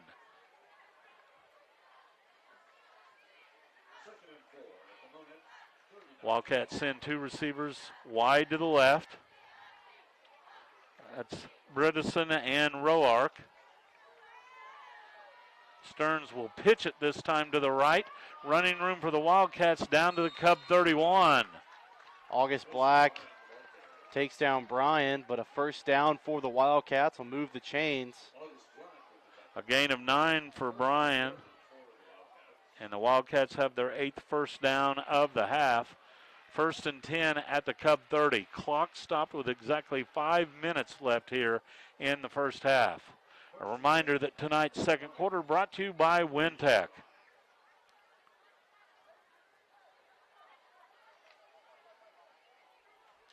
Stearns will turn and give to the first man through. Is stood up. That was Hughes. Hughes knocked down at the 31, a loss of 1 yard. Camden Tolles and Chris Calhoun immediately penetrating the line and making the play. Tolles has made some big plays here in the first half. Cubs need a couple more of them here to try to shut down this drive. Second down and 11. When the Wildcats snap this, we'll be well within 4.5 minutes left before halftime. Kind of a unique setup. They send the receivers out, and then at the last second, they set the line. Quarterback looking to throw. Pass caught at the 20 to the 15. This will go for a score. Touchdown, Roark and the Wildcats. And just like that, the Wildcats regain the lead. Another lead change here in the first half. Stearns 3 of 3. And with a touchdown now. And the Wildcats lead by 5.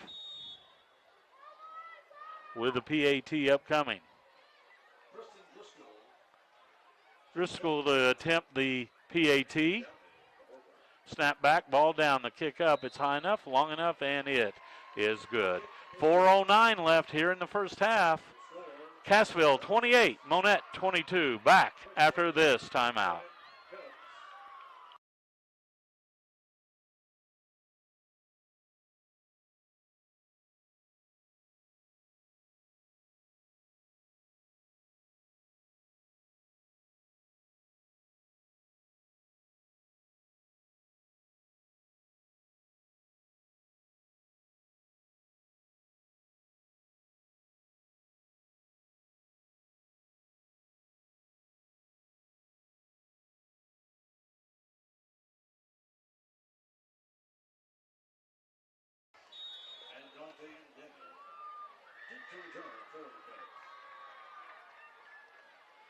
Back to action here at Burrow Fowler. The Wildcats to kick it away.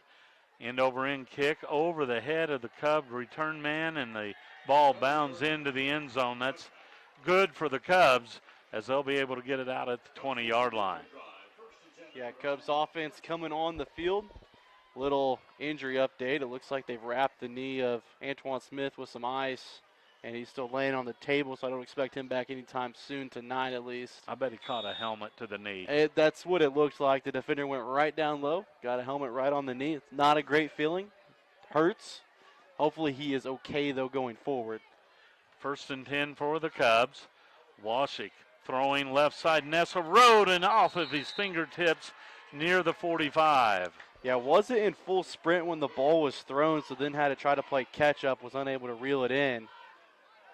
Because if he catches that in stride, just one more man to beat, and then he's in the end zone.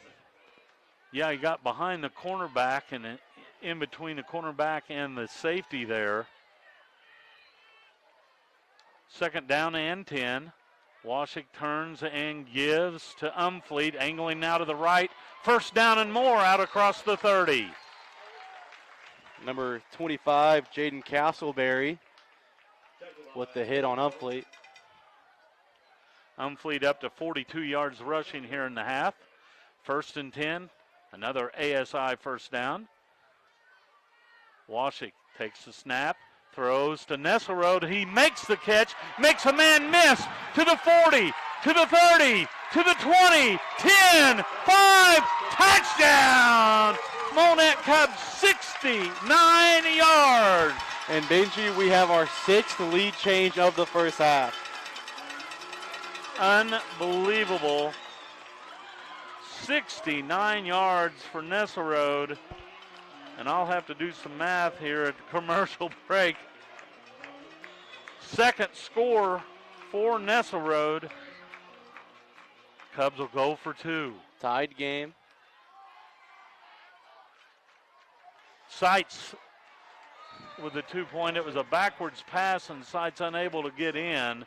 It was supposed to be another pass. Meeks went out, but I think he went late, so Seitz didn't see him when he caught the ball and just had to try to run it, was unable to get it. So now a tie game, so not officially a lead change, I guess. So 5 lead changes in the first half. 3:33 left here in the first half. We're going to go ahead and keep it right here. Cubs kickoff team's already on the field. A reminder that Cubs touchdowns brought to you by Randall Mastery and Randall, the extra points. Sponsored by Home Shield Pest Control. Serving Monett in the surrounding area, call 417-772-4177 to schedule your next visit. And a kickoff sponsored by Freedom Bank. of Southern Missouri.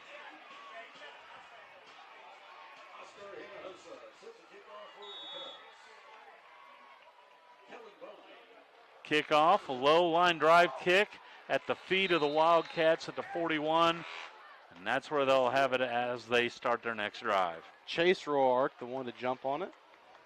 Okay, Nessa Road in the first half, a cool 154 yards and 2 touchdowns. Pretty good half for a wide receiver.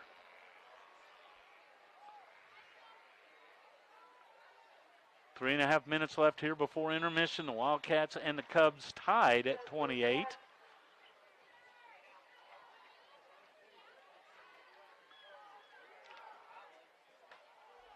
Jaron Stearns under center turns and gives first man through. Simple dive play by Hughes.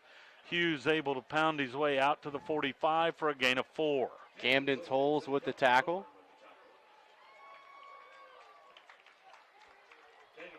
Second down and 6 as the clock rolls.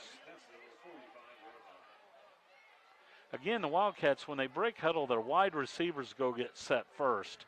And the linemen in the back stay in the huddle. Well, it allows the Cubs defense less time to survey what the offense is lining up as, Yes. or who's in the backfield, and you can just get down and go because you don't have to wait for your receivers to get out there.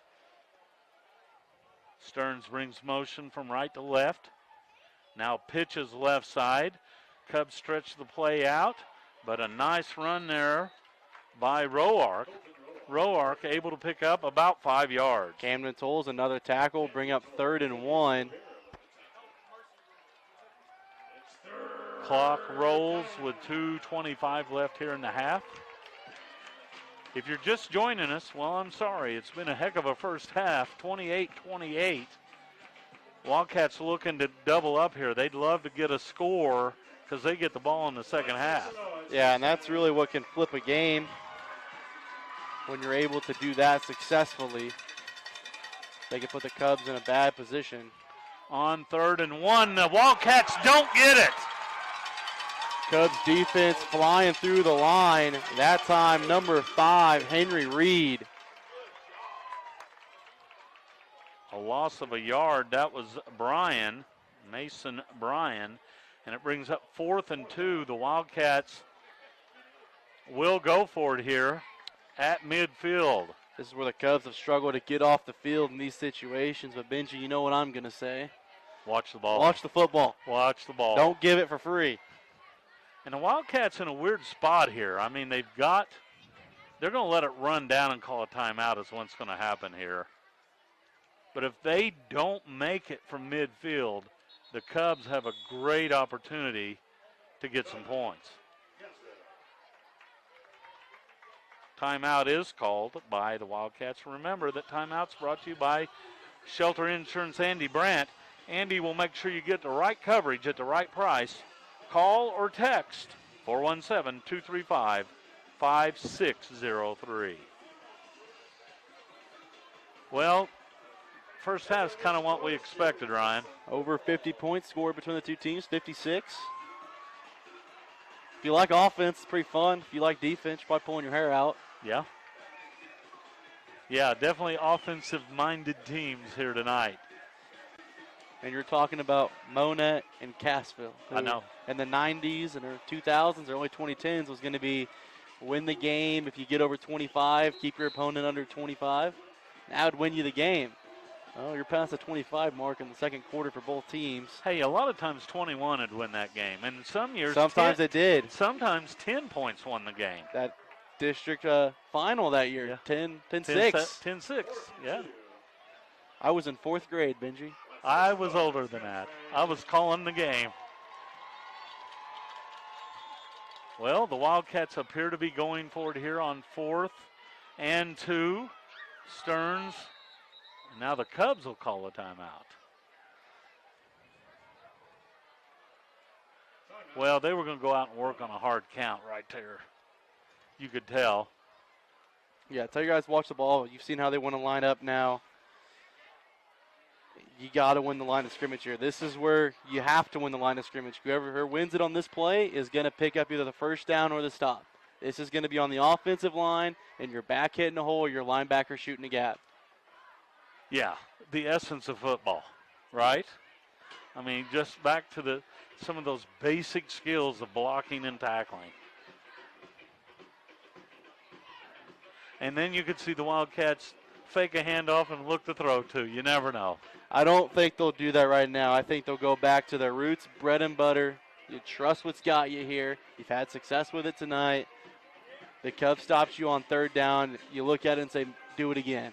And I think you trust your backs right now. They've broken some big runs, and they've been able to pick up yards when they needed to so far. The Wildcats come out with a wide receiver to the right. Looks like they'll have a full house backfield. Yeah, wishbone look. And they'll go for it here. Handoff, and a ball comes out, picked up by the Cubs. Down the field he goes, but they're going to blow it dead. And August Black would have walked into the end zone. But they said he was down, and he is down short of the first down, and the Cubs will take over on downs. Yeah, no gain for Brian. And I really thought that was a fumble. I thought it was too. I thought it came out well before he was down. No review in high school, so you're just going to get it right there. But nonetheless, Cubs defense stands tall there, comes away with the stop. And now the Cubs, with 67 seconds left, have the opportunity to get the lead before halftime. Well, you might have to tell Washington not to score too quickly. You know what? That's the case everywhere this year. Washik will work out of an empty backfield. Takes the snap, looks to the left, gets it to Seitz, to the 50, to the 45, 40, 35, 30, 25, 20, 15, 10, 5. Touchdown! Monett Cubs! Flags out on the field. This one might be coming back. I'm looking. It's sitting around the 38 on the far side.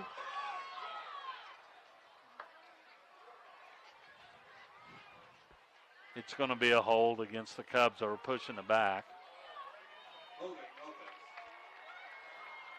Costly penalty there will take away 6 points. 10-yard penalty from the spot of the infraction negates the play, but it's 1st and 8 now as the Cubs have it at the 48-yard line. Seitz is going to finally made a catch and score. He gets called back. First down for the Cubs. Washik back to pass. Going to throw deep left side for Nesselrode, who makes a tremendous catch at the 20. But they say he's out of bounds. Yeah, unable to bring it in. Defender was in great coverage there. That's number 5, Aiden Goutney. He was able to push Nesselrode out, and I don't think he got a foot down in bounds. It was close. What a great effort, though. Yeah, way to go up, make the catch, and the defender had the better position. Yeah. That was a good throw. You put it where only your guy was able to catch it, even in good coverage. 2nd down and 8 from the 48. Washik fires. Seitz has it at the 40, to the 35, down to the 31, and a late flag comes out. Yeah, we'll see what this one is. It's around the tackle. I think it was. It's either a foul on Meeks. If it's on the Cubs, he was the only blocker over there. It's a gain of 16 if it counts. The Cubs are moving backwards. It's a penalty against the Cubs.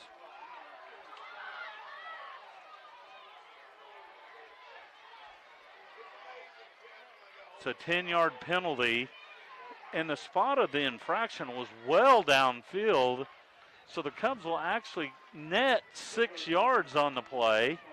It's 2nd down and 2. Got to clean up those penalties. It wasn't needed on that one. I mean, you already had the first down. Washik back to pass, under pressure, is hit, and down he goes back at the 49, a loss of 7. Yeah, just has to eat the sack now, and now it's going to be 3rd and long.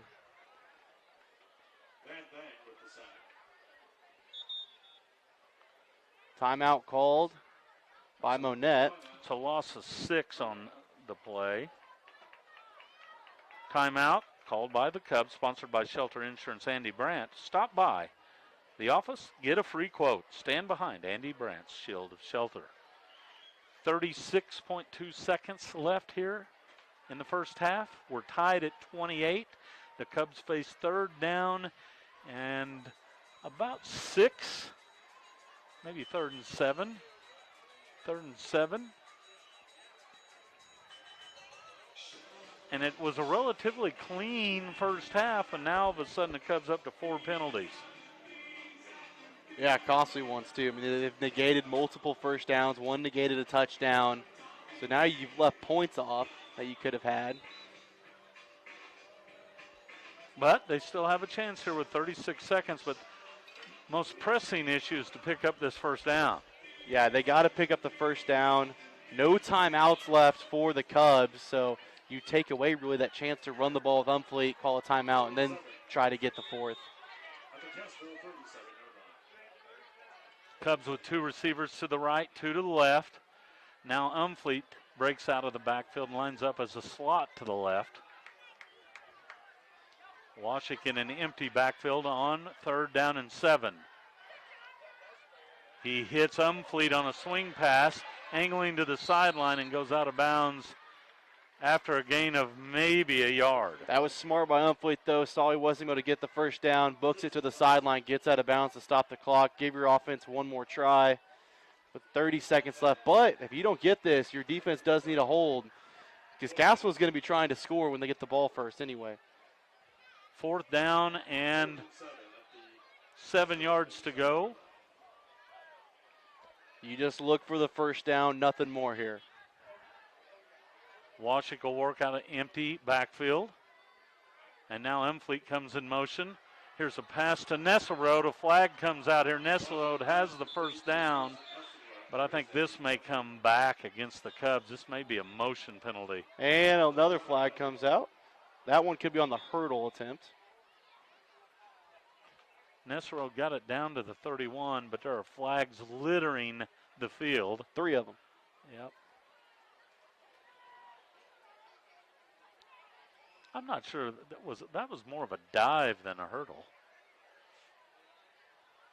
Yeah, they say if you go over him with your legs, though, it counts. He pulled his knee up. So it's more of a high jump. If we're going to use track and field analogy. Sure. They're sorting it out. Well, there are flags everywhere. Like I said, one at the 45, one at the 46, one at the 31. It's going to come back. Do you just punt it at this point, pin Cassville deep? And It's procedure against the Cubs. Looks like they are sending the punt team in. I think that's the right call. You look at it, try to regroup at halftime, going with a tie. Don't want to do anything too costly to give Cassville a chance to get the lead before the half. Umfleet does drop back, retreats to the 36. Line of scrimmage is the Cub 48. They face 4th and 12 with 25 seconds left. Looking to try to pin the Wildcats back here. They could just let it run at this point. See if the Wildcats call a timeout. They started the clock, and the Cubs are just going to elect to let it run out. And the Wildcats seem content to let it go as well. Clock rolls inside 10 seconds left. And that will do it for the first half of action. And what a first half it's been here at Burl Fowler. Our score at halftime, the Monett Cubs 28, the Cassville Wildcats 28. We'll be back with the halftime show after this timeout.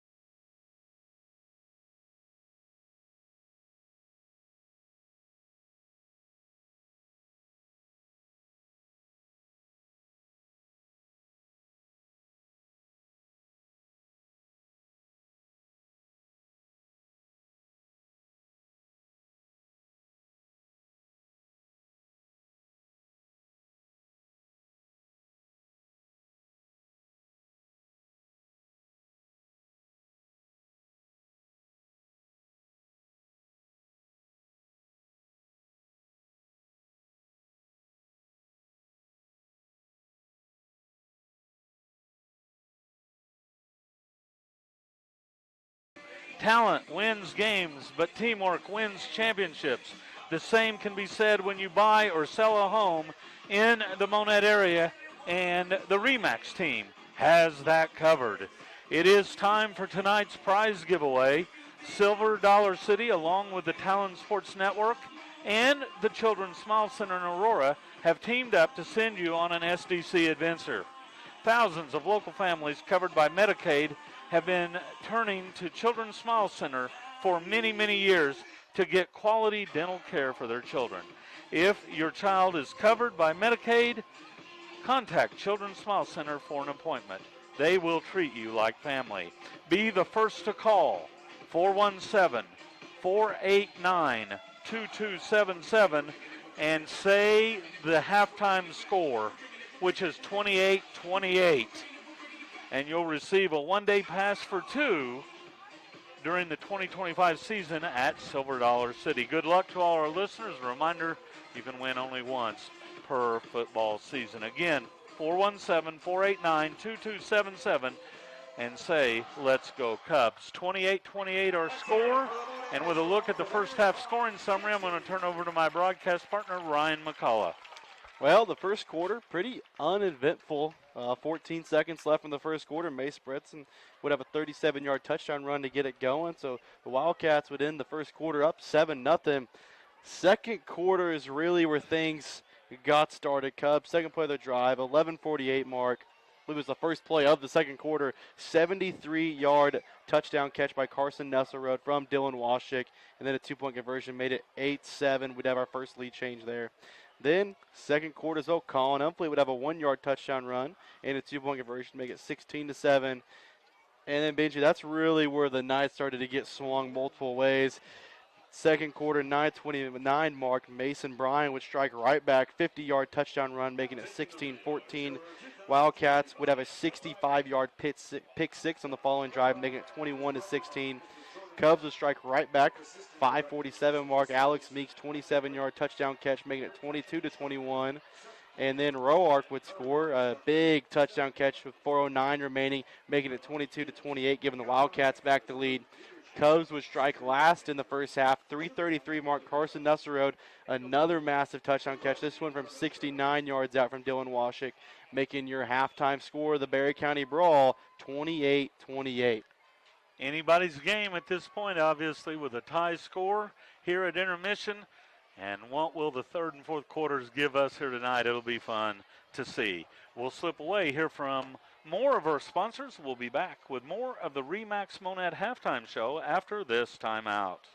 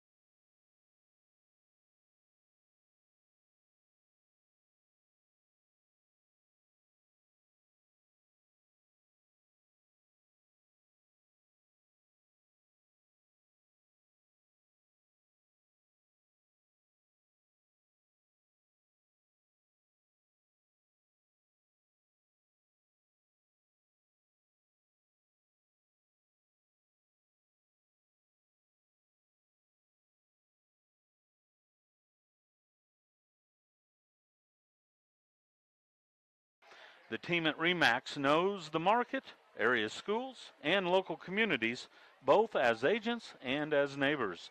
Reach out to REMAX to find the perfect agent to meet your specific needs. This game brought to you in part by Prime Cut with great smoked meats, fresh steaks, and much, much more.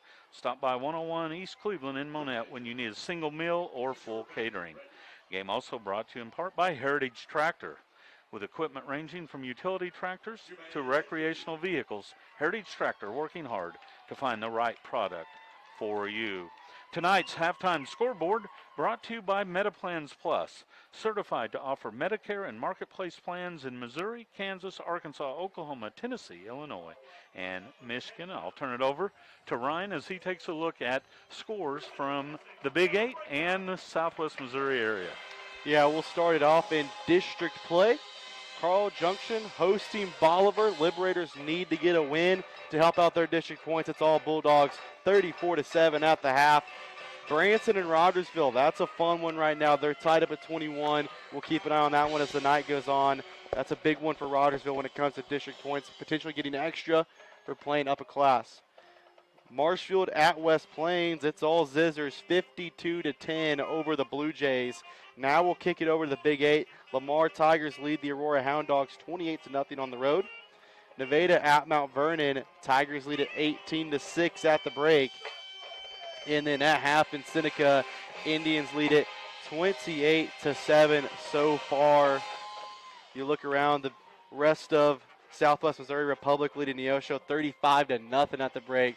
So Tigers looking very impressive in that one. Neosho, very quality opponent now. When they first joined the COC, they were pretty much at the bottom.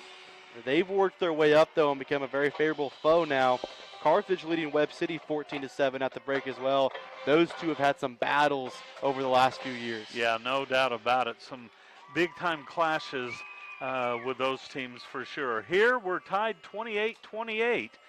Cubs and the Wildcats in the Berry County Brawl. We're going to slip away here from more of our sponsors, and we'll be back with more of the REMAX Monett halftime show after this quick timeout.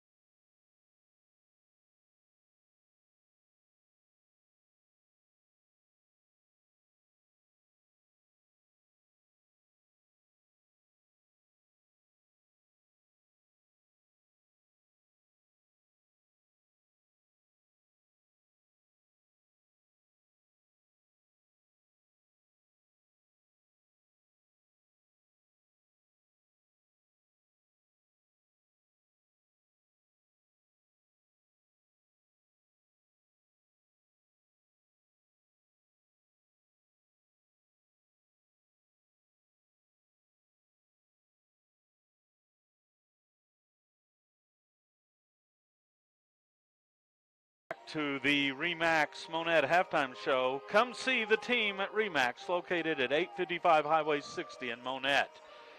28-28 our score at halftime. The Monett High School Marching Band performing here at intermission in front of a packed house at Burl Fowler. Quite a ball game between the Wildcats and the Monett Cubs. Taking a look at first half stats. First of all, for the visiting Wildcats, they had 222 yards of total offense in quarters 1 and 2, 149 yards on the ground, 73 more in the air. 8 first downs for the Wildcats, 2 turnovers, both fumbles, 2 penalties for 15 yards.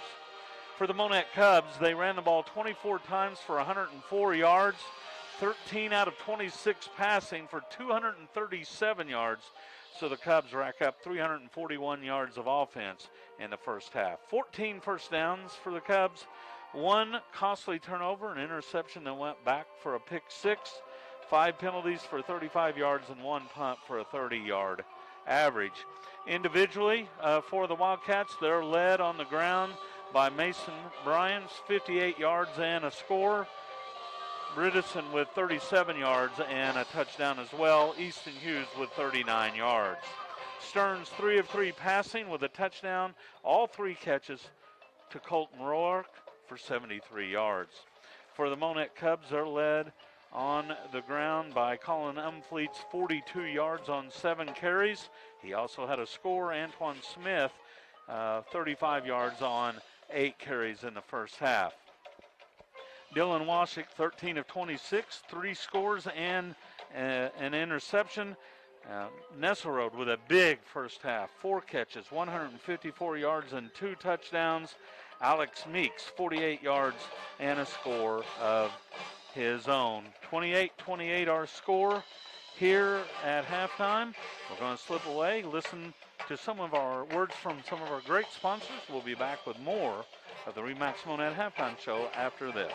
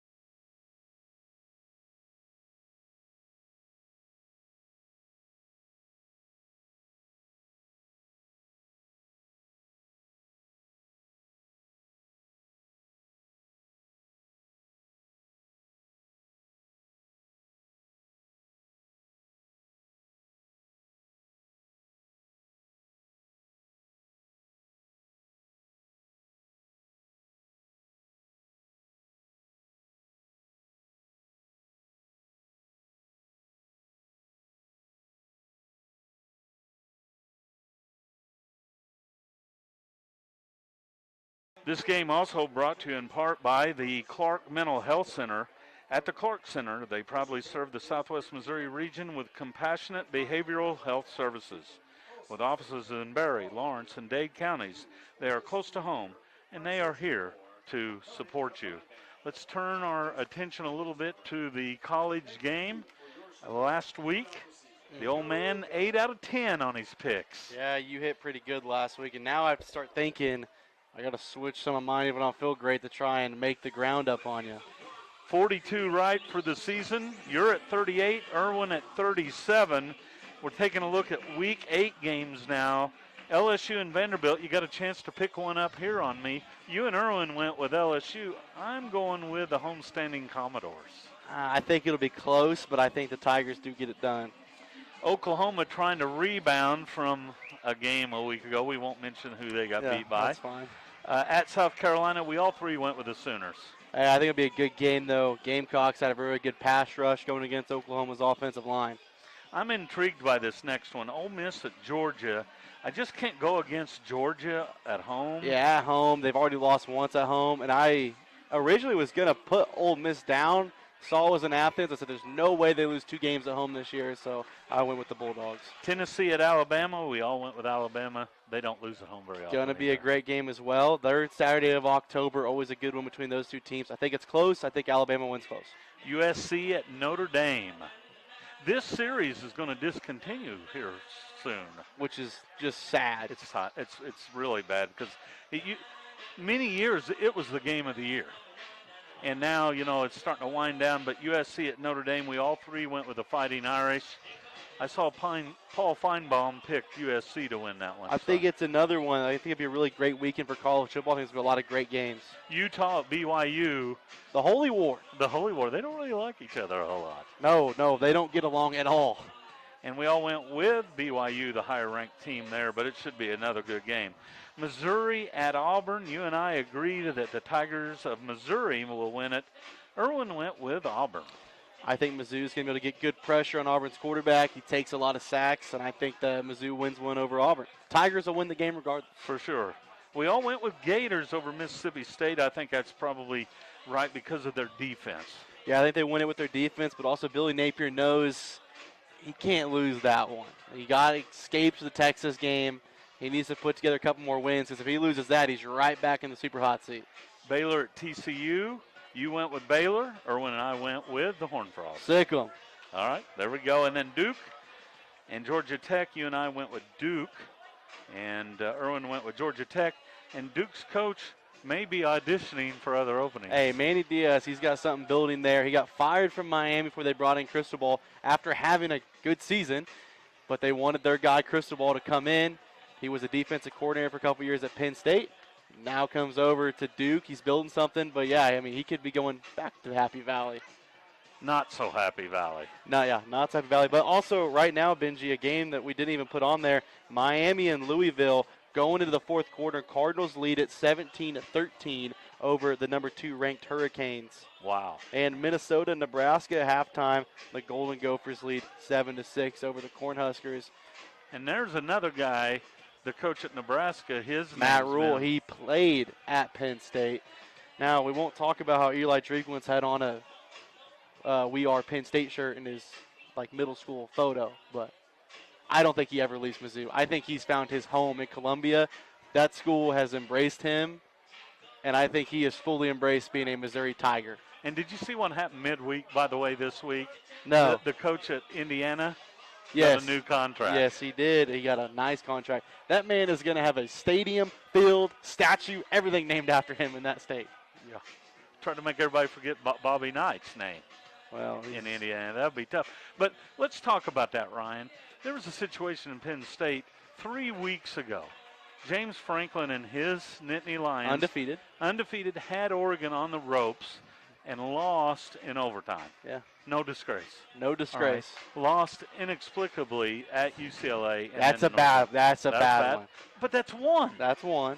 And then losing to Northwestern when you lost your quarterback. And you're gone? It canned. Now, he's going to be okay. I think the $49 million buyout will You think it'll hold him over? I think he'll be okay for a while. Now, if he takes a new job, it cancels. True.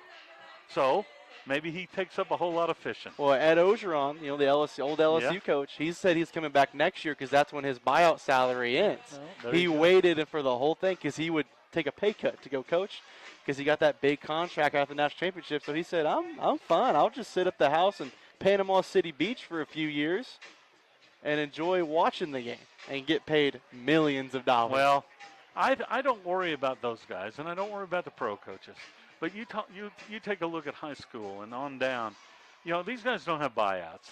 And sometimes you play with a hand. Well, you always play with the hand you're dealt. And some years you're stacked with talent, and some years you're rebuilding. Look at Stratford. Last year, really good, 17 seniors. This year, not a lot of seniors, not a good year. Well, Look at Monett for their state title game. look at my old school at Clever. Now they're 6-1 and getting votes for the top 10 in Class 3. How about that? Okay, who would have thunk that? 4 Well, years ago, 3 years ago. So let me ask you this: a year from now, if they're not in the same spot, No, I know. you don't touch that. I'm just telling you. I think, first of all, hats off to Coach Whitehead and the rest of the staff there at Clever for getting them to this point. They play Stratford tonight, by the way. You didn't give me a score on The that one. Ozone's been slacking on them. I was trying to check external sources for that one. Yeah. Benji, a game that we don't get a pick that happens the last week of the year in college football is the oldest one in FBS. What's that? It's a Big Ten rivalry. Okay. Two northern teams, Well, Wisconsin and somebody? Wisconsin and somebody, You got me. Minnesota. Okay. Wisconsin and Minnesota, the longest rivalry there is in FBS. And what do they play for? Do you know? They got a trophy. I know that. It, I'll look it up real quick. so one of those team matchups play for the little brown jug, and some play for an axe. Yes, You the know, Paul the Paul Bunyan Bunyan axe. axe. They have- They also play for an axe. Is it Paul Bunyan's or is it somebody else's? Yes, Paul Bunyan's axe. Okay, between those two. What a great tradition. You got to love that. Well, then you also got the Paul Bunyan Trophy for Michigan and Michigan State. You got the Turtle Trophy for Ohio State, Illinois. You got me on that one. So, The Big Ten's got a lot of trophies. yes, they do. All right, well, All right, well, here we back are. to the Berry County shootout as it's been tonight. Yeah. And the Cubs will kick it away. A pooch kick. It's fielded at the Wildcat 40 and returned out to the 46, and that's where Cassville will set it up 1st and 10. Aiden Rivera makes the tackle. He's not had too many tonight. I expect him to start this second half trying to get his name involved. Okay, so let's just state it. The next 4 or 5 minutes really important here for both of these teams. Cassville won the game early in the third quarter last year. That's when they really made their mark and pulled it away and made Monett play catch up. So it's on the Cubs defense here to get a stop. Game tied at 28. Now it's about what coaches have made good adjustments now in the locker room. Jaron Stearns, hands up the middle. It goes. Good hard run. 1st down and more for the Wildcats down to the Cub 30. Hard run by Beebe. Yeah, Josue Elias finally brings him down, but just a simple option play. Stearns had the option to keep it. He took the dive play, and Beebe just ran through defenders.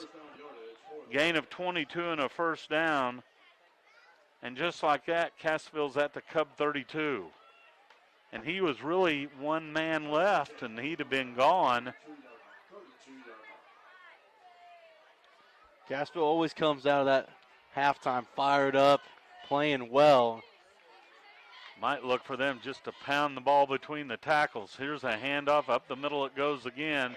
And this time the Cubs there to make a big hit on Beebe. Camden Tolles throwing him down to the ground. He's had a good night so far.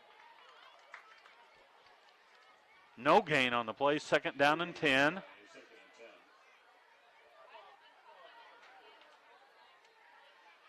Clock rolls inside. 11 minutes left here in the third.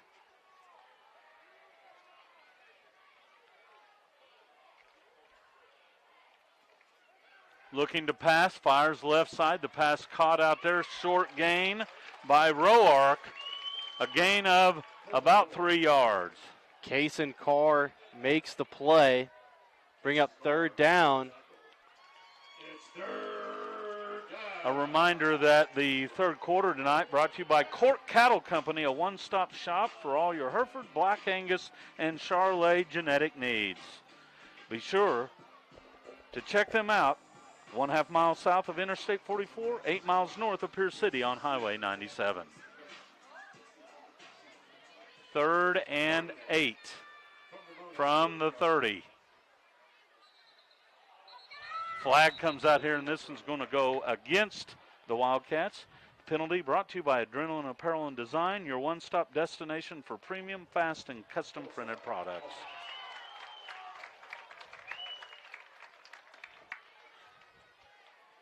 Third and 13. Costly mistake by the Wildcats there. Both teams have had really good moments, and both teams have had just some boneheaded moments where it's just mental errors. That'll eat you as a coach in a rivalry game. Well, or any game for that matter. Any game, but even more, they get amplified when it matters this much. Good word, by the way. Handoff up the middle, and the Cub defense there to knock down BB after a short gain. Camden Tolles and Aiden Rivera, the two making the stop, bringing up fourth down. That's my Pitt State education coming out, Benji. I love it. Not really. I learned that one in Monett. 4th and 11, so mark this play down. A huge play here in the third. Cubs with a chance to get a stop. Keep your eye on Colton Roark. He's come up with some big plays in the passing game, and he is lined up wide to the left. A lot of cushion on him. 4th and 11. Back to pass Stearns. He looks left. He's throwing left. Has a man open. Caught. Touchdown Wildcats. Yeah, you called it. You said watch Roark, and he got it, and he scored. 33 yards. And his second score of the night. And the Wildcats have regained the lead.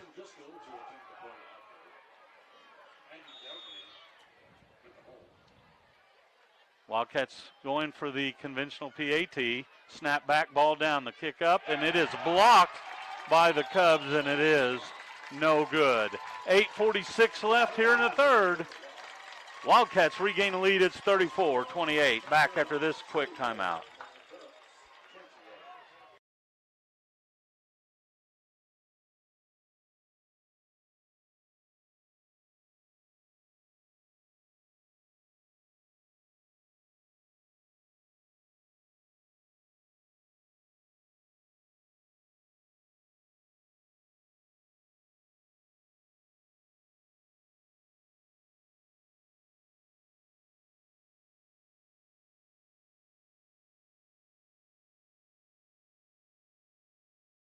You're listening to Monett Cub football on KKBL 95.9 FM in Monett, Missouri. 8:46 left here in the third. Wildcats lead at 34-28. They'll be kicking it away.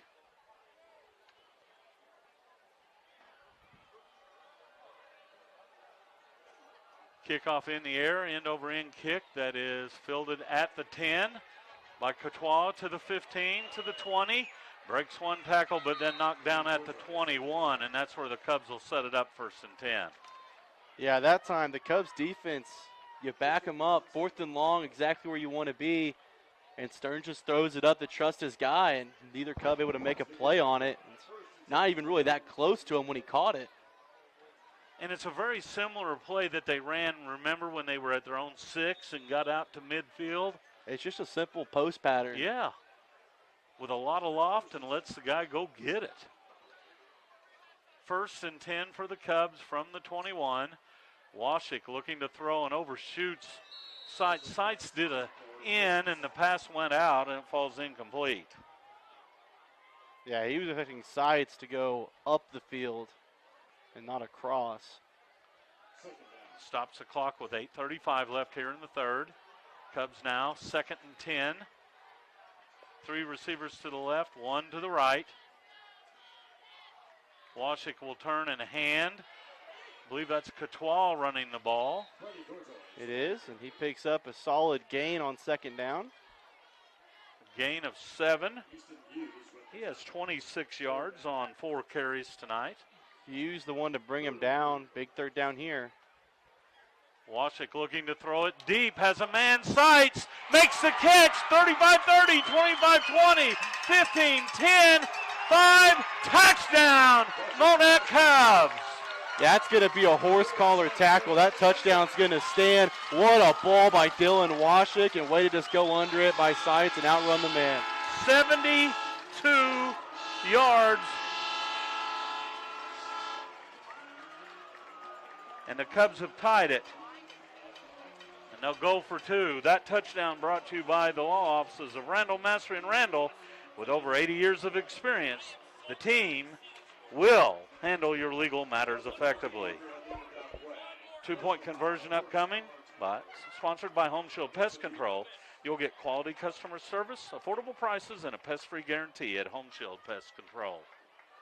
It is a personal foul, a face mask, actually a horse collar, and it's going to be marked off on the kickoff. That'll help the Cubs. Yeah, they can do their onside and not just give it great field position. Well, it'll really help the Cubs if they can convert this 2-point conversion. Washik out of the pistol, has Courtois behind him. Two receivers to the right, two to the left. Keep your eye on Umfleet. He's at the slot here on the left. Meeks wide to the right. Pass to Seitz is incomplete. And the score remains tied. 8:06 left here in the third. 34-34. Back with more great action here at Burrow Fowler after this timeout.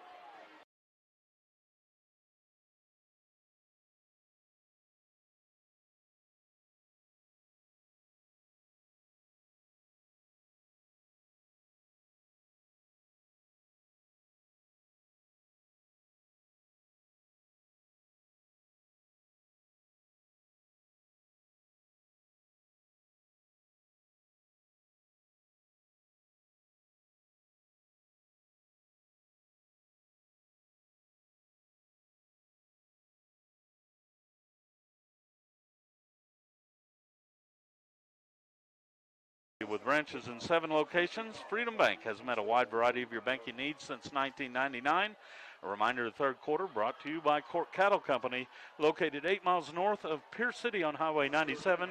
Call Kevin Kleinman at 417-850-5676. High end over end kick that goes over the head of the Wildcats and barely crept into the end zone. That was a live ball until it hit the end zone, but the Wildcats will take over at their 20. Yeah, I like the idea there. You know they're waiting for the onside. You try to kick it over them and see if you can get to die, and that's exactly what Hinojosa did, almost exactly what he wanted. If you're one of the gunners still on the Cubs kickoff team, you got to be booking it down there. It looks like they held up thinking it was going to go in the end zone. You got to be trying to beat it there. And that really went into the end zone by maybe a yard and a half. So that was within a whisker of being an unbelievable play. Tied at 34, so Wildcats turn with it now. They have it 1st and 10 at their 20. Cubs, benefactors of 2 turnovers in the first half. They could use another one here. Here's a pitch, run right side. Short gain for the Wildcats. That's Bryan as he gets it out to about the 23, maybe the 24-yard line. Aiden Rivera with the stop. Cubs got to find a way to take away the big plays. Yeah, I'm telling you, there's so many good things happening on defense. They get in great spot, but they just cannot finish a drive defensively with those 3rd and long plays. 2nd and 7 for the Wildcats. They haven't done it yet. Keyword? Yet. 2nd and 6 upcoming for Cassville. Stearns under center. Hands to the first man through, and he struggles forward for maybe a yard. That was Easton Hughes for a gain of 1.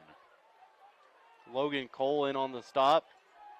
And Tolles was laying a lick on Stearns as he was handing it off.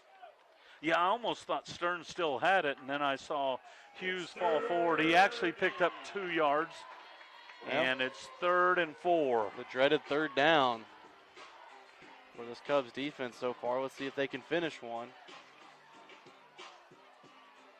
2 receivers split to the left. Stearns under center. Back to pass, looks left, fires left, and it is caught out there, and it should be enough for a first down. They needed 4. They pick up 7. Yeah, a lot of cushion, and he went under and made the catch. Stearns pass complete to Colton Roark with his 6th catch. That was a gain of 7. He's up to 116 yards. He's the only Wildcat with a catch tonight. First and 10 at the Cassville 33-yard line. First and 10 for the Wildcats. Stearns under center.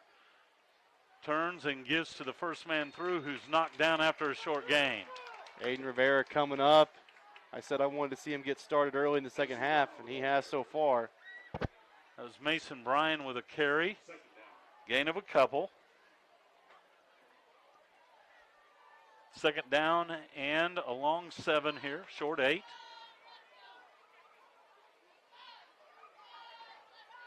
Clock rolls with 5:40 left here in the third quarter. Score tied 34 apiece. At the Cassville 36-yard line. Stearns takes the snap, pitch to the left side. Roark with a carry, bust through, first down and more out near midfield. And here comes a flag. This could be on the tackle. That was a gain of 18 for Roark. I think it's probably going to be a face mask. Is that your thought? Yeah. Personal foul, face mask, 2 pass. So that cost him 15.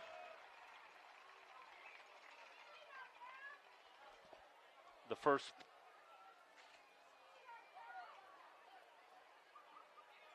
penalty, actually they just went 5, didn't they? Yes. Yeah, I didn't pull him down by the face mask, just got it on the tackle. Personal foul, face Oh, there it is. There they go. 15-yard penalty. Okay, so they did go with 15. Automatic first down. First and 10. So all the way down to the Cub 36. First and 10 for the Wildcats. Tight end resets to the left, and there was movement up front and a penalty. May go against the Cubs here, maybe offside. No, it's a procedure. One of the offensive linemen moved first. Brought to you by Adrenaline Apparel and Design, your one-stop destination for premium, fast, and custom printed products. So Wildcats with their 4th penalty of the night. Sets up a first and 15. Stearns, the quarterback, sends a receiver wide to the left. Full house backfield behind him. Movement again, and that's another penalty. This one on the right guard or right tackle. Yeah, that's another 5 against Wildcat. Again, brought to you by Adrenaline Apparel and Design. Okay, find Roark. How about that? Yeah, keep 2 guys on him. Roark lining up in the backfield right now, I believe. First and 20 at the Monett 46-yard line. He is. He's the kind of the right halfback. I'd run it here if I was Cassville. First and 20. Quarterback runs it himself, and he's hit and knocked down behind the line of scrimmage. Tucker Anderson not falling for it all over Jaron Stearns, and Stearns is a little shaken up. That's a loss of 5. And that's how you set the edge as a defensive end. Yeah, because if it weren't for his play, Stearns would have had some running room. Or an outside linebacker, he came up there. Yeah, didn't let him get outside. Second and 25.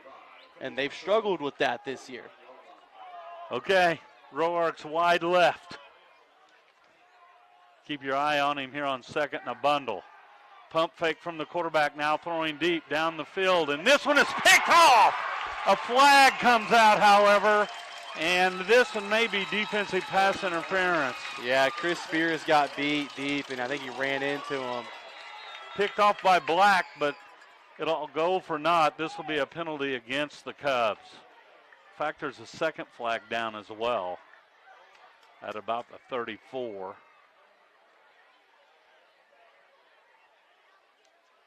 And there was contact. Not by Black. Black came up and made the interception. It's going to be defensive pass interference. Yeah, it's going to go against Chris Spears. And he was just trying to jump up because he thought the ball was going to be there. But he never turned his head around. No, never turned his head around. And it's a 15-yard penalty. It does not carry an automatic first down. It's 2nd down and 10 now, but a costly penalty.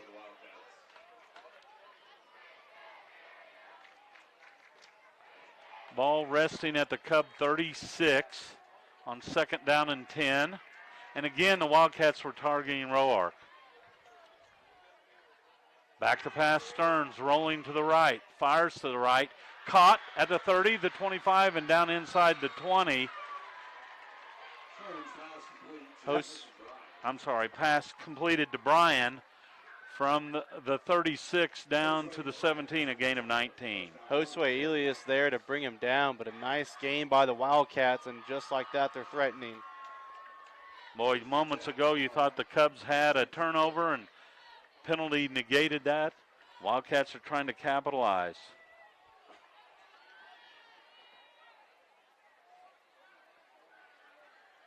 First and 10 from the 17-yard line.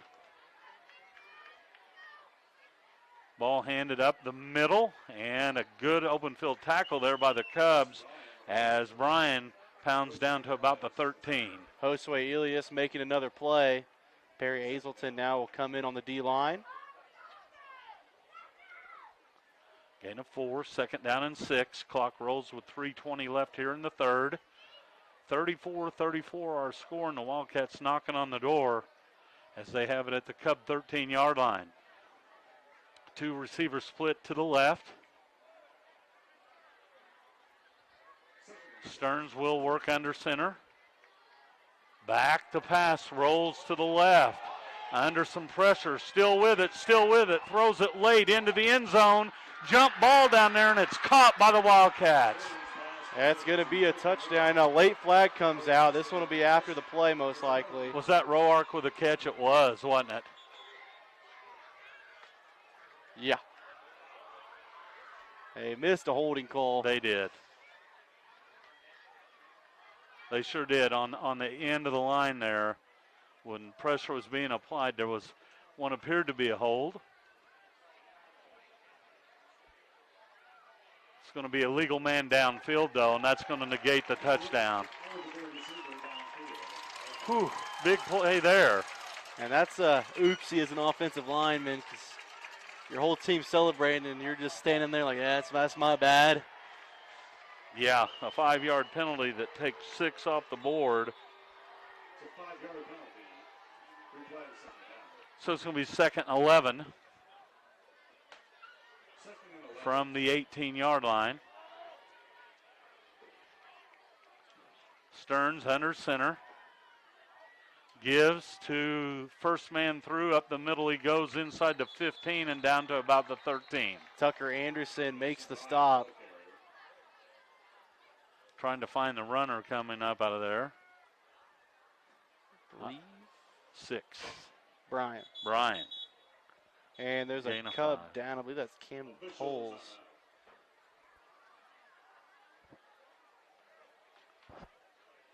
When we resume action, it's going to be 3rd and about 7. Yeah,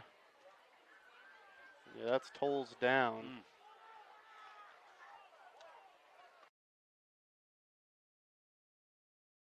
See him out there. Done a good job. And he's been getting through the offensive line of the Wildcats.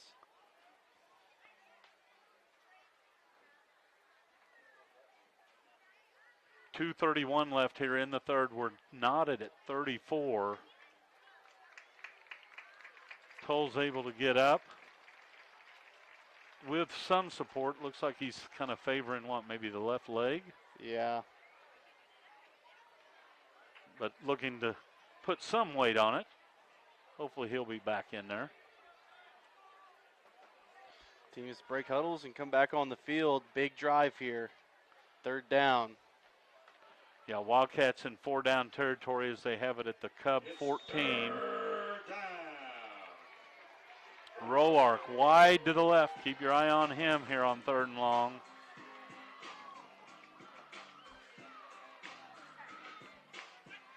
Stearns under center, back to pass, looking left, firing left. Roark with the catch down to the Cub 2. Yeah, just like that, right back to the guy that's got you so far through this game. Stearns definitely trusts Roark the most. No doubt about it. And they just keep giving them a lot of cushion, but when they don't, they get beat deep. Well, it sets up 1st and goal from the 2. So, do you look for Bryan here or do you look for Hughes? One of them, I trust my backs to get what I need. 1st and goal play. Handoff goes to Hughes up the middle and puts the ball forward. Touchdown Wildcats. Did you say Roark? That's Hughes. That was Hughes, wasn't it? Yeah, Hughes has the ball in his hands. Hughes with the touchdown from 2 yards out. And the Wildcats regain the lead, 40-34 with a PAT upcoming.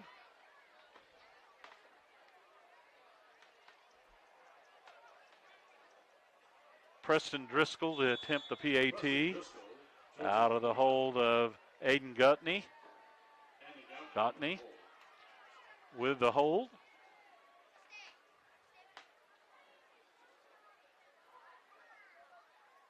Snap back, ball down, the kick up. It is high enough, it's long enough, and it is good. 1:41 left here in the 3rd. Cassville 41, Monett 34. Back after this timeout.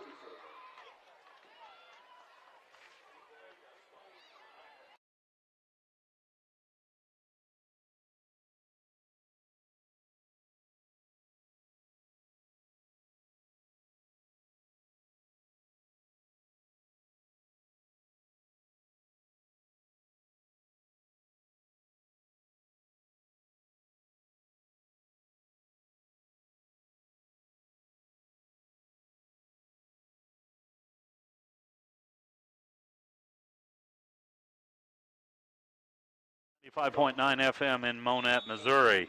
41-34 the score. The Wildcats lead by 7. Cassville to kick it away. Low line drive kick that skids to the 17, return to the 20, 25 to the 30. Courtois looking for running room, and a flag comes out here. This is going to be a block in the back against the Cubs. And so often, Ryan, when a return man, changes direction. Yeah, when you start trying to dance too much, you put your blockers in a bad position, and you make them do it for even longer. Sometimes you just have to know when you got to hit a hole, take what they give you, and go down. And it'll be a 10-yard penalty from the spot of the infraction, as it was a hold. So instead of starting near the 30, the Cubs will start from their 20. Obviously a huge drive here for the Cubs as they trail by 7. Washik hands to Umfleet, who pounds his way out across the 25 to about the 28. A gain of 8 will bring up 2nd and short. Yeah, good run there by Umfleet. Van with the tackle. 2nd down and 2 from the 28-yard line. Umfleet the tailback. Washik back to pass. Throws near side, and the pass is intercepted, and this may go the distance to the 15-10-5 touchdown Wildcats. That was Roark with the interception. And Roark gets another one on defense this time, and he's having a night. 35-yard interception return, and that was over the head of Seitz. And to Roark's credit, he didn't give up on the play. He went up and high-pointed it just inside the sideline and took it back for the score.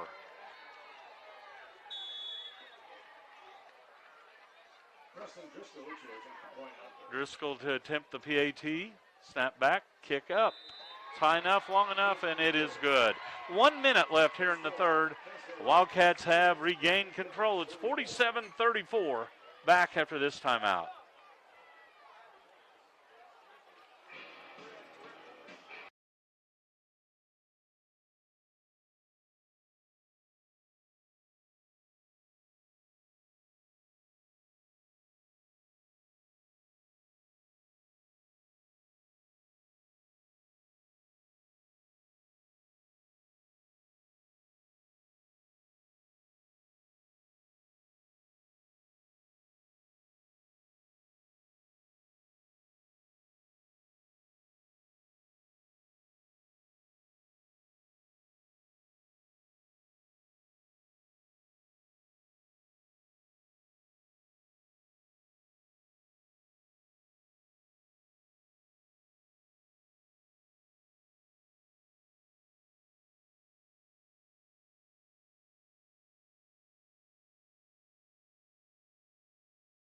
try an onside kick, I guess. It's somewhere between an onside Yeah. kick and a squib kick. Cubs recover it at their own 43. Hey, congratulations tonight to Doug Carter, by the way. He was the winner of our halftime giveaway. I hope he enjoys the pass to Silver Dollar City. This time of year, very special down there with the autumn colors, and then obviously Christmas time right around the corner. 1st and 10 for the Cubs.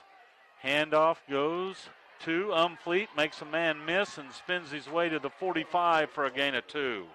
Tristan Thompson brings down Umfleet to the turf.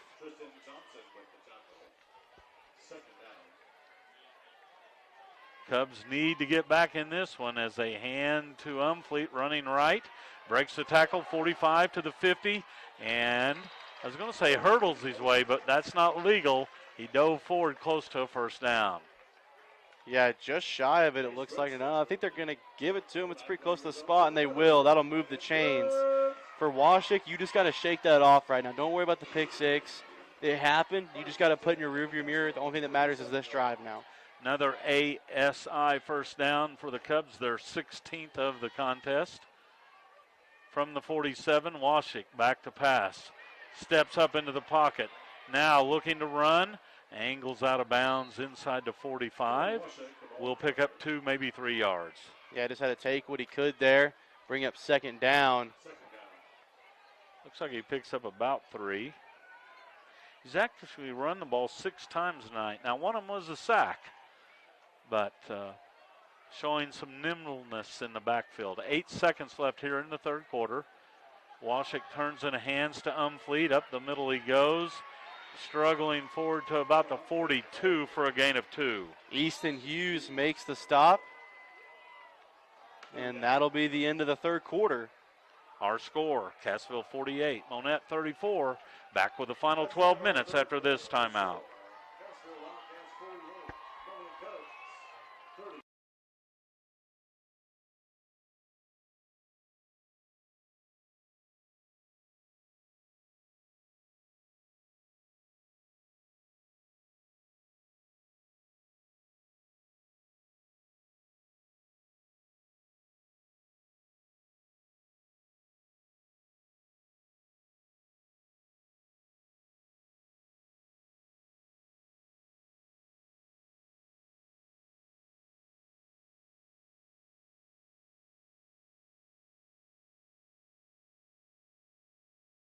Cubs down 48-34. Fourth quarter tonight brought to you by Hydro Extrusions. Located at 808 County Road in Monett, Hydro Extrusions offers the knowledge and competence in finding the best possible solution for your aluminum project every time. Well, it's 3rd and about 5 for the Cubs. Obviously, they're in 4-down mode the rest of the way. Oh, yeah, they have to. You got to go score here. Castle's been able to score on the defense. You got to go get a touchdown now. Washik has Umfleet behind him. Back to pass. Dillon in pressure. Down he goes. Hit back at the 48 for a loss of 5. And Sky Yang's the one to come up with the sack and bring up 4th down. See what Coach Mock draws up here. 4th and 10. And the breeze picking up a little bit, so the Cubs going into the wind. Going into the wind here in the 4th. 4th and 10 from the 47. Washik out of the shotgun, empty backfield. Straight back to pass. Screen pass comes to Umfleet. He cuts it up, and he will have the first down to the 35, a gain of 12. Gutsy call there. Umfleet gets exactly what he needs. Keeps the drive alive. Another ASI first down, Architectural Systems Incorporated. Washik, another screen, this one to Meeks, and Meeks hit behind the line of scrimmage, and down he goes. Mason Bryan coming up to make the play. Going to be a loss of 1. 2nd and 11 from the 36. Oh, movement up front, a penalty upcoming against the Wildcats, I believe.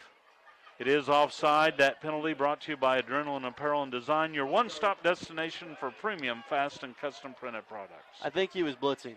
Yeah, I think he was too. way not to oversell. Yeah. I mean, he was coming from the linebacker position, and he went past the offensive line. 2nd and 6. Swing pass to Miles Young, and Young gets inside the 30 to about the 28 for a gain of 3. Mason Bryan yet again alongside Tristan Thompson. That was Miles' first catch of the evening. Sets up 3rd down and 3 from the 28. It'll be Umfleet on a carry. He's hit, stays on his feet, and then falls forward for a gain of maybe 1. Yeah, it goes over a defender, and now it'll be 4th down yet again. No gain on the play as they put the ball down. 4th down and 3. Cubs in desperate need of a first down here as the clock rolls inside 10 minutes left in this one. We haven't been seeing Nestle Road. Washik back to pass, fires to Meeks. Meeks breaks the tackle and gets down to the 21 for a first down. Yeah, another important play that the Cubs are able to come up with, moving the sticks. Another first down brought to you by Architectural Systems Incorporated. Washik turns and hands to Umfleet to the 20, still on his feet to the 15. Backpedals his way to the 13 for a gain of 9. Good running by Colin Umfleet. Tristan Thompson, another tackle. 2nd and a long yard from the 13. Washik rolls out, fires, has Miles Young inside the 10 down to the 7. That'll be a first down. Yeah, he got double-legged by Roark.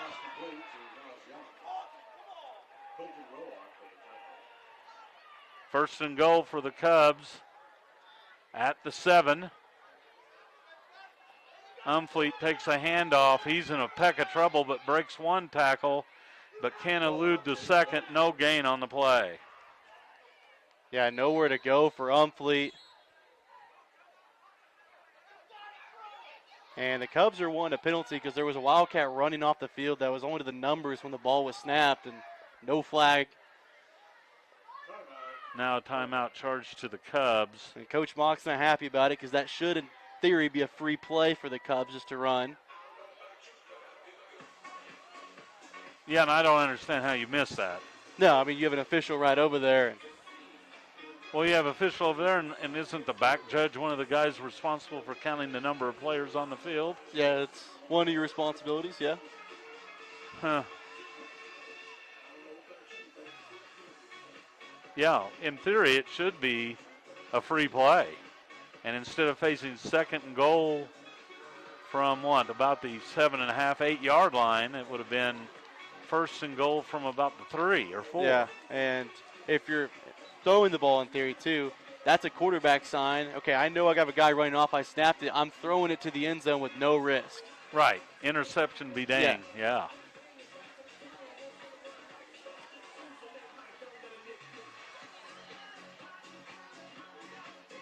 So the Cubs charged with a timeout. That may become big later in this one. Long explanation to Coach Mock. I don't think he's as satisfied as he wants to be. No, he wants to have it 1st and goal. Yeah. Inside the 5. So it's 2nd and goal from the 8. Washik back to pass on 2nd down. Hit, but breaks a tackle, then falls forward down at the 10, a loss of 2. That's another sack by Sky Yang. And this is a big couple plays here for the Wildcat defense and the Cubs offense. The Wildcat defense can get off the field. They give their offense a really good spot just to run this game out. 3rd and goal. Washik with time throws right side for Young. No, it's sights. Incomplete, but there'll be a flag. This is going to be defensive pass interference. Could that be the makeup call, Benji? Potentially. There wasn't a whole lot of contact there. Maybe a 50-50 call there. You know you missed one. Okay, the last official to talk to Coach Mock moments ago was that guy right there, the one that threw the flag.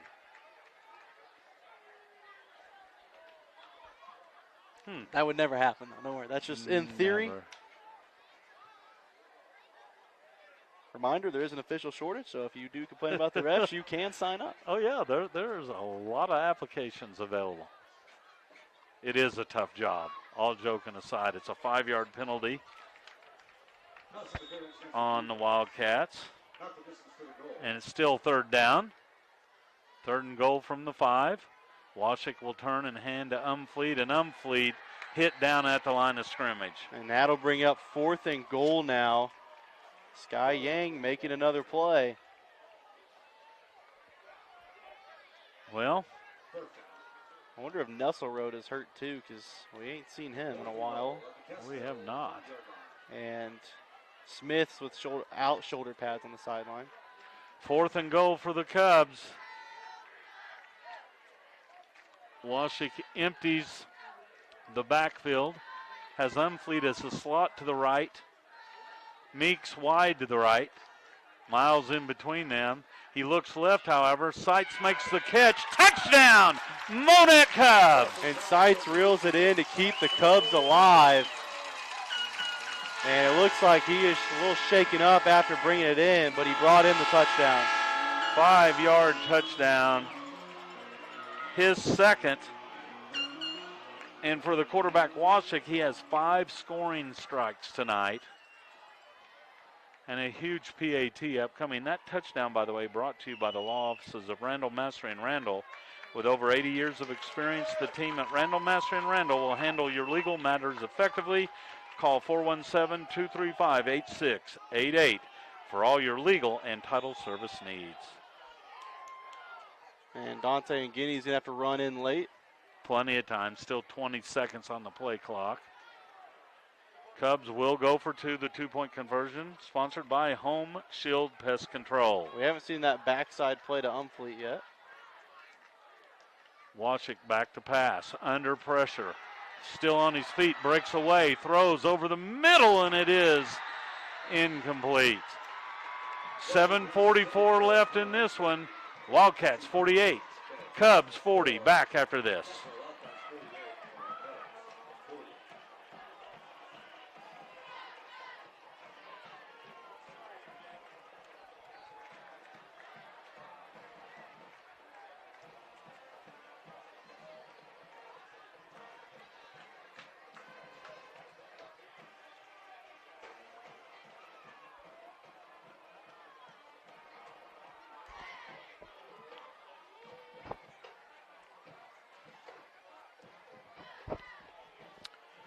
Tonight's 4th quarter brought to you by Hydro Extrusions. Hydro is a leading aluminum and renewable energy company committed to a sustainable future for rewarding career opportunities.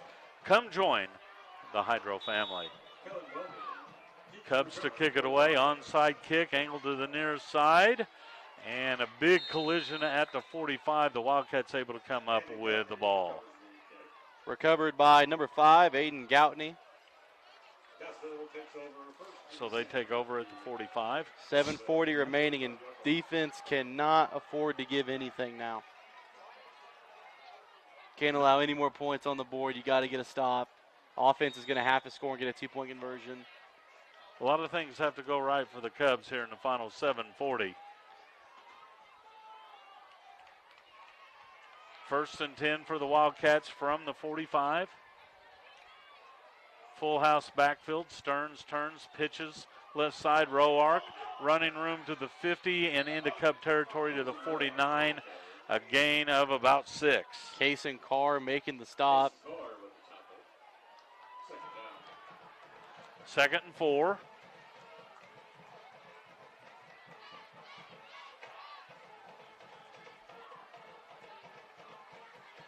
See a big dose of Hughes, Bryan, and Roark here, I'm sure. Of course, Roark now splits out wide to the left.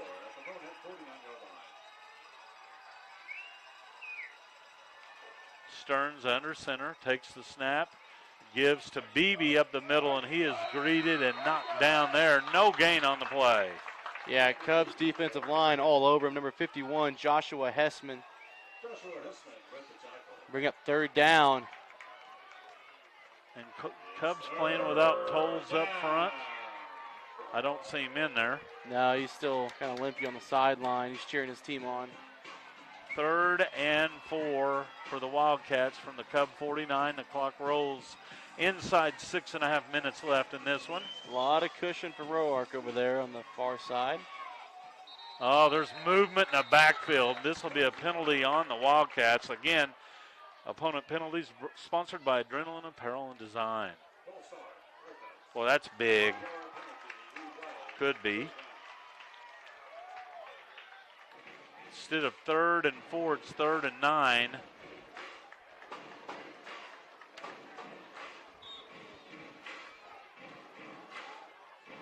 I think the Cubs come in with an additional defensive back here. And obviously you got to keep an eye on number 11 out there on the right side. Yeah. That's been the let him go get it guy for Stearns. Stearns will give on a handoff instead, and it goes nowhere. Tucker Anderson doing a great job on that play. He's done a great job setting the edge all night, not letting himself get beat outside, bringing up 4th and long. Punt team comes on the field for the Wildcats. Well, there's step 1. And the punt upcoming, brought to you by Heritage Tractor with equipment ranging from utility tractors to recreational vehicles. Heritage Tractor working hard to find the right product for you. Note who the punter is. It is Roark. Keep your eye on him. The line of scrimmage, the 43, a good snap. Kick nearly blocked. It hits and is covered at the 25 and returned to the 29. Returned by August Black, and here comes the Monett offense. A chance to go down the field and try to tie. 32-yard punt, a return of about 4 yards. And the Cubs have 5:14 left, down by 8.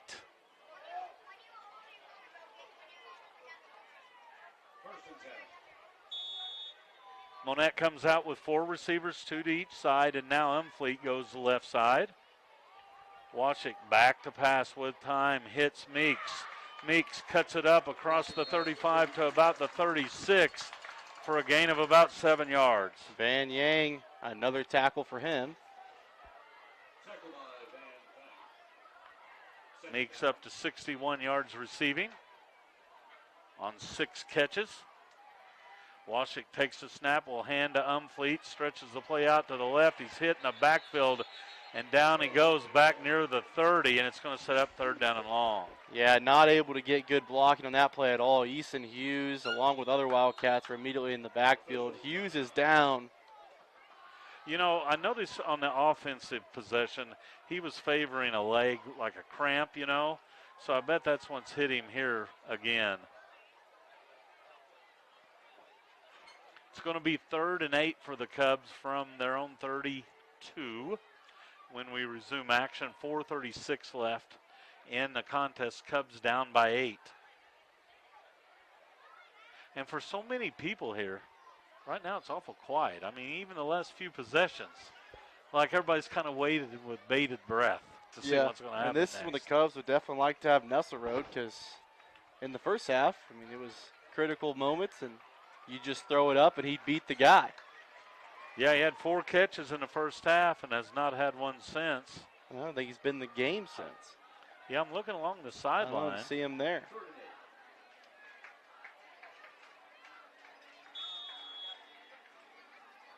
Back to action here. Washik back to pass. Throws near side. Nice pass. Good catch, Miles Young. That should be a 1st down. Yeah, Miles Young brings in a good catch to move the chains. Needed 8. They got 9. Another ASI 1st down out to the 41. Yeah, let's go Flag against comes out. Monett. Yeah, that'll be a 5-yarder against the Cubs. Looked like a wide receiver had moved a little early. 5-yard penalty, replay, 1st down. 1st and 15 upcoming. From the 36, here comes the Cubs.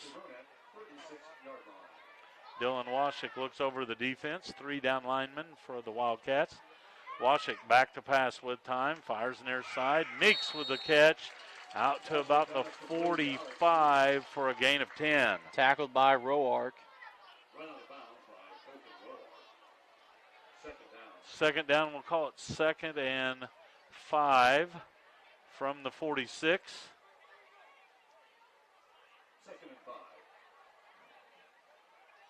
Washik takes the snap, looking to the right. Now in trouble, hit and down he goes. Back to the 43 for a loss of 3. Sack made by Van Thang, number 45. 4th sack tonight for the Wildcats. And it'll set up 3rd and 7. Clock rolls with 3.5 minutes left. Washik. Shuttle pass goes to Umfleet to the 45. On his feet at the 50 and very close to the first down. Tackle made by Tristan Thompson. And a critical 4th down now coming up for the Cubs offense. A gain of 6 for Umfleet. And it's 4th and maybe a couple of feet here. It'll be Umfleet running right, breaks a tackle, has the first down as he falls forward to the 47. Moving the chains again. Cubs offense trying to get down the field.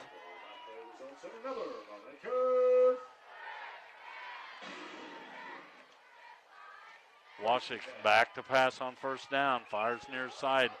Miles Young, and Young knocked out of bounds at the 43 after a gain of 4. Mason Bryan, the one to throw him towards the out of bounds line. 2nd and 6. Ball at the 43.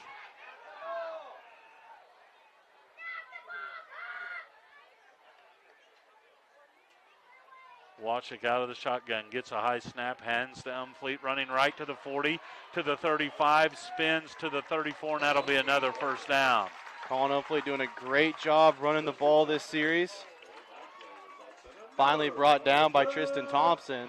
Another ASI first down for the Cubs, their 22nd first down. 1st and 10 at the 34. Washik has a high snap go off his hands. He goes back and dives on it at the 44. That'll be a loss of 10. And a costly mistake there. Really pushed the Cubs back. That's 2 high snaps in a row. The first one Washik brought down, second one too high. Well, that brings up 2nd down and 20. And with under 3 minutes remaining, under 2:30 remaining, you just can't afford mistakes like that. Back to pass, Dylan Washik throws left side. Great catch by Seitz inside the 30. Yeah, Seitz making a fingertip grab and brought down by probably the last guy. And so that'll make it 3rd and very manageable now. Gain of 15 for Seitz. It's 3rd down and 5. Handoff up the middle. Help me with a number there. Guinea. Guinea, number 13. So that'll bring up 4th down again. And Guinea makes a gain of, well, no gain. 4th and 5, so the Cubs up against it again here. 4th down and 5. We're inside 1:45 left in this one. Washik gets the snap, back to pass, fires, has Meeks, first down and more inside the 20.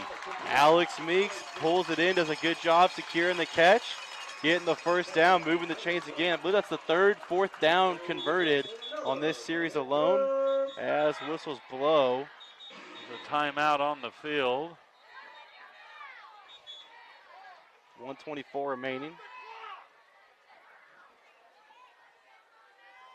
Not sure, did the Cubs call this timeout? They need to put time back on at 1:35. We are resetting the clock to 1:35. Timeout sponsored by Shelter Insurance Agent Andy Brandt. Stop by the office to get a free quote. Stand behind Andy Brandt's Shield of Shelter. Well, I think you're right. It's either the 3rd or 4th time they've converted on 4th down. Seitz will be the back now. 1st and 10. From the 17, handoff to Seitz, angling to the right to the 15, down to the 10. for a gain of 7 yards. Yeah, plows through a defender, Kellen Weldy. It's going to be 2nd and 3 from the 10-yard line. And it'll be Umfleet this time, running left, plows into the line, and will be down to the 5-yard line, and it should be another first down. Yeah, now it's going to be 1st and goal. And this is it. You either get it in or you don't, and you're going to need the 2-point conversion. And there is an injured Wildcat. Timeout on the field. We'll keep it right here and kind of reset the stage. 1:13 left. 48-40. Wildcats. Cubs obviously need a touchdown. And a 2-point conversion. And will they use that throwback play? We've not seen it yet. I think either way, it's either going to Colin Umfleet or it's going to be a slant to Meeks. Those are your two guys. You don't have Nesselrode. You don't have Smith.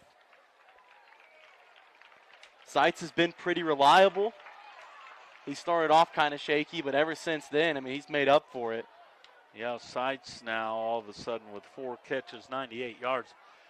Wildcat player up and heading off the field under his own. That was Yang, Sky Yang. So 1:13 remaining for the Cubs to get in the end zone. Yeah, first things first. You can't worry about a 2-point conversion. You need a touchdown first. You got to score. Washik with the snap. End around comes to Seitz. Seitz spinning his way down to about the 2.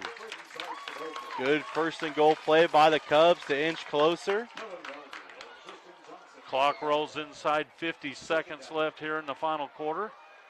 Washik takes the snap. He hands to Umfleet. Umfleet hit and knocked down short. No gain on the play. Yeah, not able to get good enough blocking to get in the end zone. Clock ticking, under 40 seconds now. Cubs need to set up quickly. Washik turns and hands to Umfleet again. Running right. Hit. Breaks a tackle. Struggling forward, and he's not going to get in. No gain on the play. And the Cubs will probably need to burn a timeout here just to set up your best play. Yeah, you're talking 4th and goal here. They'll probably let it tick to where it'll be the last play of the game. Setting the stage. Yeah, the clock rolls down here. Wow. So this will be it. You either get the touchdown and have a chance for 2, or the Wildcats will win it on this play. Well, as it should be. I told you this game will make you experience the highs and lows on both sides of the aisle. And our producer engineer, Owen Perez, said what? Overtime. He did predict overtime. So he's obviously up there looking for a touchdown and a 2-point conversion. And it comes down to this, 2.1 seconds left. If the Cubs score here, they're going to score as time expires. And have to go for 2. And you could use another timeout just to talk that one over. What's our best 2-point play? Because that's what you do. You go with your best play. What you've repped the most times in practice. You know we can get, 2 yards? We can get our 2 yards that we need with this play. Well, maybe you need to run your best 2-point conversion right now. Well, yeah. Because you need to score this first, then go with the second one after that. Well, here we go. Do or die time. Fans on their feet throughout Burl Fowler. And here we go. 4th and goal. Washik out of the shotgun. Takes the snap. He rolls to the right. Throws to the right. Touchdown! Miles Young! They go to the senior receiver on that play, and he brings in the biggest touchdown catch of maybe his career. And the Cubs draw to within 2, and they'll take a timeout. Okay, Ryan, we said 3 things had to happen. Get a stop, check mark. Get a score, check mark. You got to get the 2. 2-point conversion. And probably the first time you've written 0-0-0 as the time of a score. Have we had one at the end of a game before? Not game. We might have had a half before. Maybe. Wow. Maybe the end of a quarter. Well, for Irwin's sake, let's go overtime. Why not? How about for the sake of all the folks over here on the west sideline as well? Yeah. They're rooting for an overtime. Young was open. He got himself Ran open. a good route. Yeah. He made one little fake step in, and when he cut out, he had great separation. Most important thing, though, he brought in the catch. Yes. Because sometimes that's the hardest part. Everyone's watching you. Yeah. Well, the Cubs need to bring in one more catch here. 48-46. No time on the clock. The Cubs going for two. Everyone on their feet. And the Wildcats will take a timeout. Would you want it any other way? No, not at all. And a reminder, this fourth quarter tonight brought to you by Hydro Extrusions. Hydro, a leading aluminum and renewable energy company committed to a sustainable future for rewarding career opportunities. Come join the Hydro family. Let's get some extra football tonight. I would not be opposed to that. You know, I've not got to do an overtime game with you. no, I can't remember the last one I did. I'd have to go back and check. Well, you know, it is only 9:40. It's only 9:40, Benji. Night's still young. The night's young, exactly. But you got to get this play first. You got to get across that goal line. 2 yards away from extra football.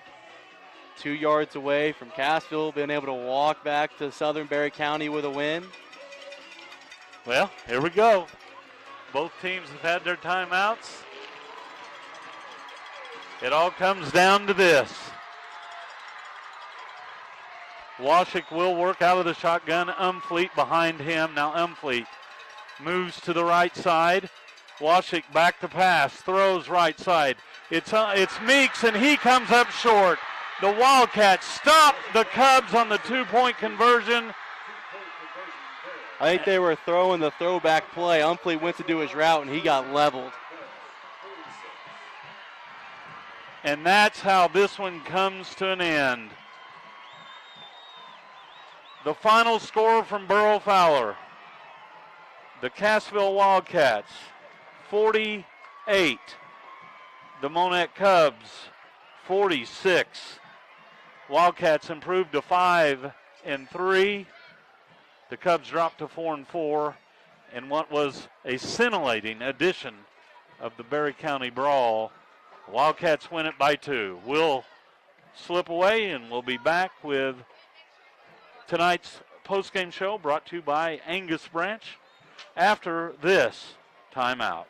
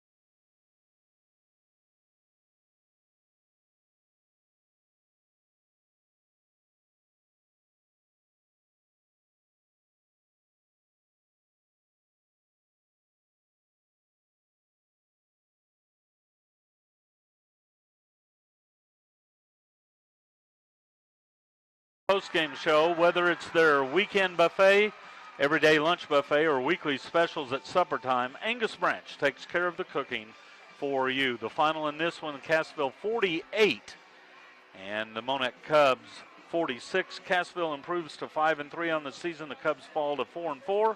And with a look at tonight's scoring summary, I'm going to turn it over to my broadcast partner, Ryan McCullough. Ryan? Yeah, going back to the first quarter, just 14 seconds left. Mace Bredson would have a 37-yard touchdown run, and that would get the night started. Cassville would lead 7-0. And in the first play of the second quarter, 73-yard touchdown catch by Carson Nesrode from Dylan Washik made it 8-7. Then the Cubs would strike again at the 9:43 mark. Colin Upfleet would have a 1-yard touchdown run, making it 16-7. Mason Bryan would have a 50-yard touchdown run, making it 16-14. 7:22 mark in the second quarter. Tristan Thompson would have a 65-yard pick six, giving Cassville back the lead, 21-16. Alex Meeks would have a 27-yard touchdown catch, making the Cubs lead again, 22-21. Then Colton Rourke would have a big touchdown catch, making it 28-22 at the 4:09 mark. Still in the second quarter, 3:33 mark, Carson Nuss would have another 69-yard touchdown catch, making the halftime score 28-28. Third quarter, Colton Rourke would get going yet again with a big touchdown catch from 33 yards out, making it 34-28. 8:06 left in the third quarter. Braden Seitz would have a 72-yard touchdown catch, making it 34-34.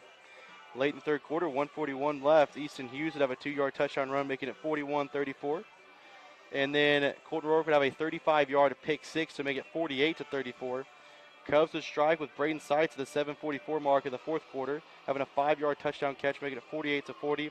Then with no time left on the clock, Miles Young would have a 2-yard touchdown catch. And then after a failed 2-point conversion, the Cassville Wildcats would win the Berry County Brawl shootout 48-46. Wow, this is a game that had a little bit of everything. It literally came down to the game's final two plays. The Cubs converted the touchdown, but could not convert the 2-point conversion. The Wildcats escape with a 2-point victory. We're going to slip away here from more of our sponsors. We'll be back with more of the Angus Branch Steakhouse postgame show after this timeout.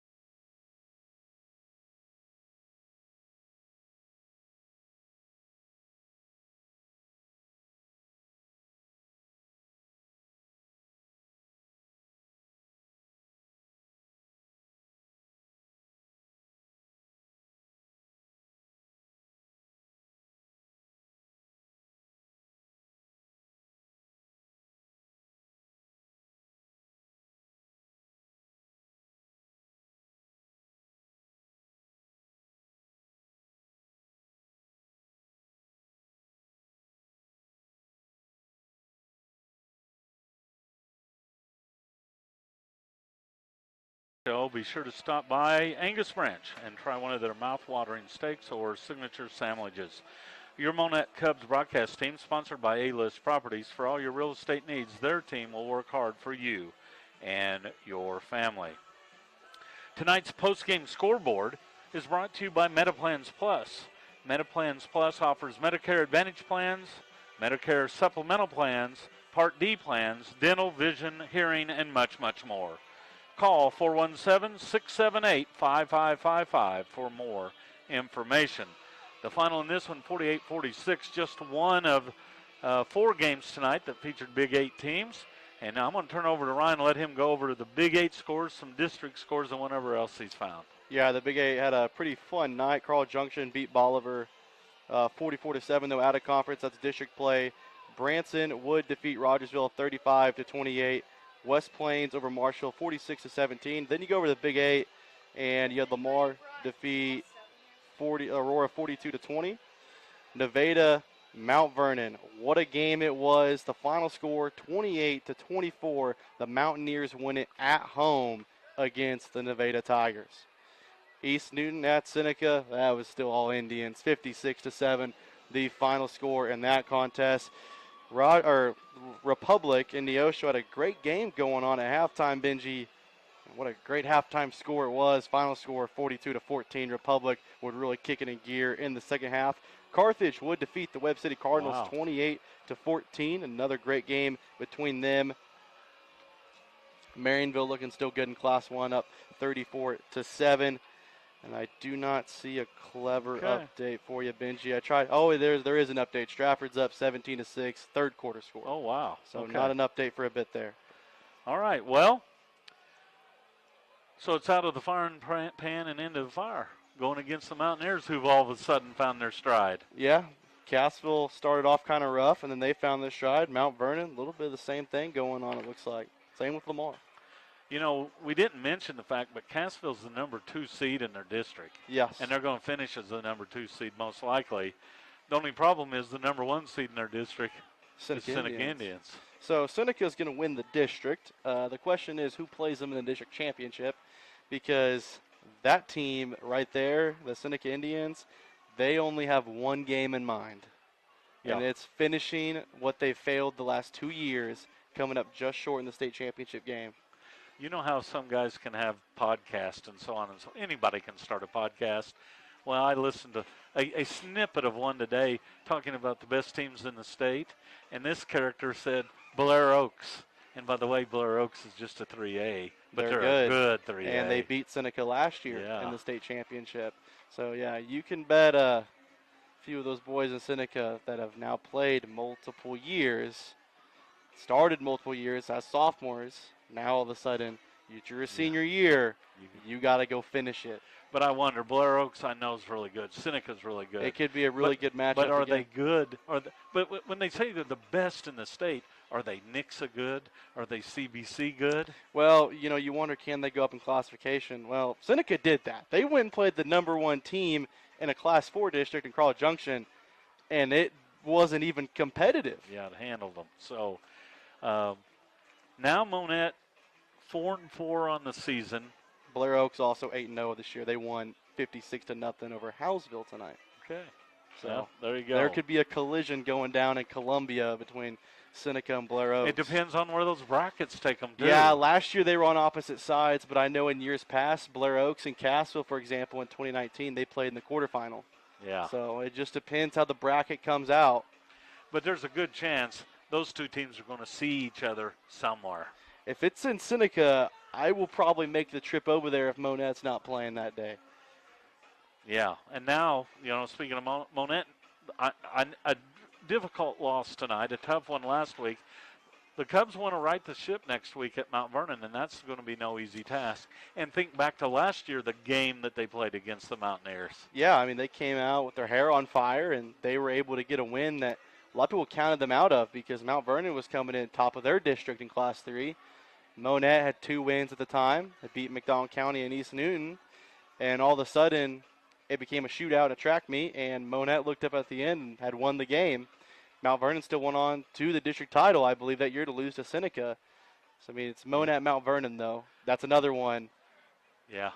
Just anything goes. Throw the records out, roll the dice, and see who wins the chess match on the coaches. And tonight the Cubs scored 46, and correct me if I'm wrong, but they were shut out in the first quarter. Yeah, and, so they had the third, I believe, or late they third. had They one. scored late third, yeah. So 46 points in 3 quarters of action here. We're going to be joined in the post game by Coach Mock, and a reminder that the interview brought to you by 4 State Dental Care, with a team of professionals that provide comprehensive and compassionate care. They work together to give you and your family exceptional dentistry in a friendly environment. Coach Mock making his way to press row after a 48-46 game against the Wildcats.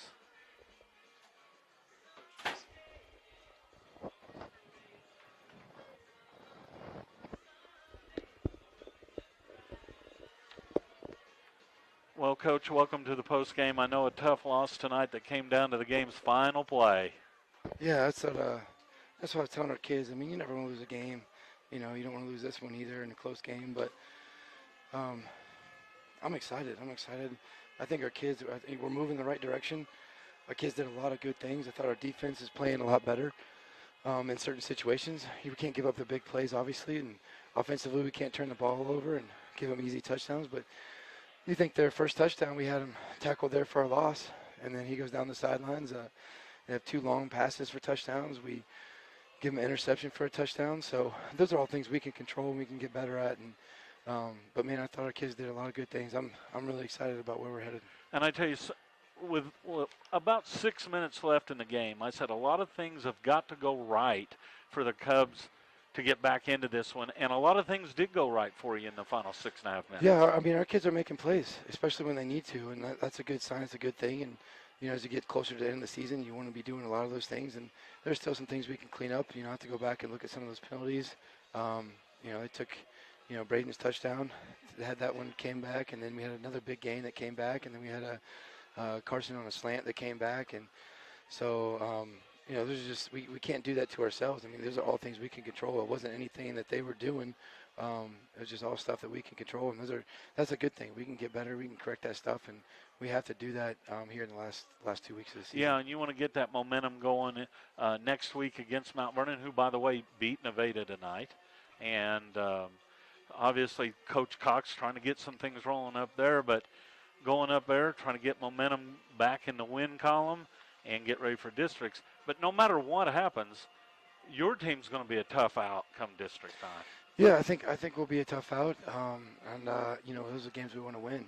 Just like tonight, you know, we want to win tonight's game, and you know, I'm upset for, you know, our seniors. I feel like I let them down. You want to win that last regular season home game that they have as a Monett Cub. We talked about that. You know, they've been playing since 3rd grade on this field, and so we obviously wanted to win this game. But I think, you know, if our seniors can lead us, I think we still have a lot of football left. And like you said, you know, once you get to district play, you're playing against teams that have less than a week to get ready for you. And I think our kids are doing a lot of good things, and we can put it together and be a tough team to play the next 2 weeks. And, you know, if we rewind a year and think about where you were then as opposed to where you are now, you are miles ahead of where you were a year ago at this time. Yeah, I think our kids are buying in and executing and have confidence in each other. I mean, you go in the locker room, everyone gets along, and they all go eat together on Thursday nights. And so, you know, there's a lot of things that are going well outside of just football, but you can see that take place on the football field too. You know, they're trusting each other, blocking for each other. And so, you know, like I said, that's what I told the team. It's like, man, you know, obviously you don't want to lose a game, but I'm really excited. And I said, I can see the trajectory and the progress and where you guys are taking us, and I'm really excited to be a part of it. Well, the trust that they show to one another is evident when you convert, 5 4th down conversions in a drive? Yeah, they do a good job, and you know, we have confidence that we got weapons all over the field, and just trust that, you know, get the ball in their hands and let their offense line protect them, and they go make plays. But there's a lot of things, you know, it's going to be a hard film session to watch because there's a lot of mistakes that we made and just self-inflicted things that we can correct and get better at. But I'm telling you, this team's really good, and it's going to be a tough team to play come playoff time. Yeah, there's no doubt about it. And the district that you're playing in is a well-balanced district. And yes, West Plains has been playing better here lately, But I'm telling you, you'll go in. Nobody wants to play you come district time. Yeah, that's what and that's the thing is our kids, we'll play anybody, and so it's just Cassville, they're a very well coached team. They're very disciplined. They do good at what they do schematically, offensively and defensively.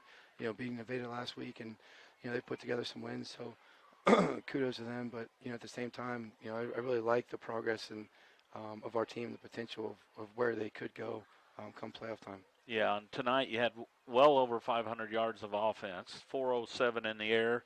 Washik ended up with 6 touchdowns. Of course, those 2 interceptions obviously hurt, but so many good things in your pass game. You ran the ball, by the way, tonight 47 times, just so you know. Yeah, no, that's where, and I thought, we executed or had the chance to execute well when we did run the ball, and we just got to do a better job of just executing and doing things fundamentally. I think our defense, on the edge, I thought our kids did a much better job setting the edge and taking away things, and they try to run their little counter, and we were right there for it. So, and then they throw the ball for touchdowns. So once we put it all together, it's going to be a special thing, and I'm excited to be here and be a part of it.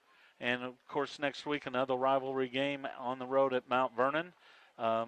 You match wits with Tom Cox, and in years past, Tom liked to throw the ball a lot too, so it could be another interesting game. Yeah, it could be an interesting game, and our kids, I thought they had a good week of practice and preparation, and we got to have another good one this week, and that's going to be a tough game for us on the road, but it'll be a good final tune-up right before we start the playoffs.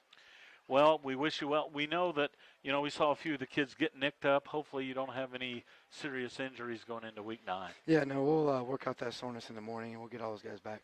Very good. Well, Coach, I appreciate you coming up after a tough game, but one where both teams really entertained. Lots of good things. Yeah. And good luck going into next week. Thank you. I appreciate it. Benny wanted to say something. All right, Benny. What do you want to say, buddy? Go ahead, hurry up. Yeah, come on, Benny. You could do it. That's Benny and Coach Mock here in the postgame. We'll be back after this.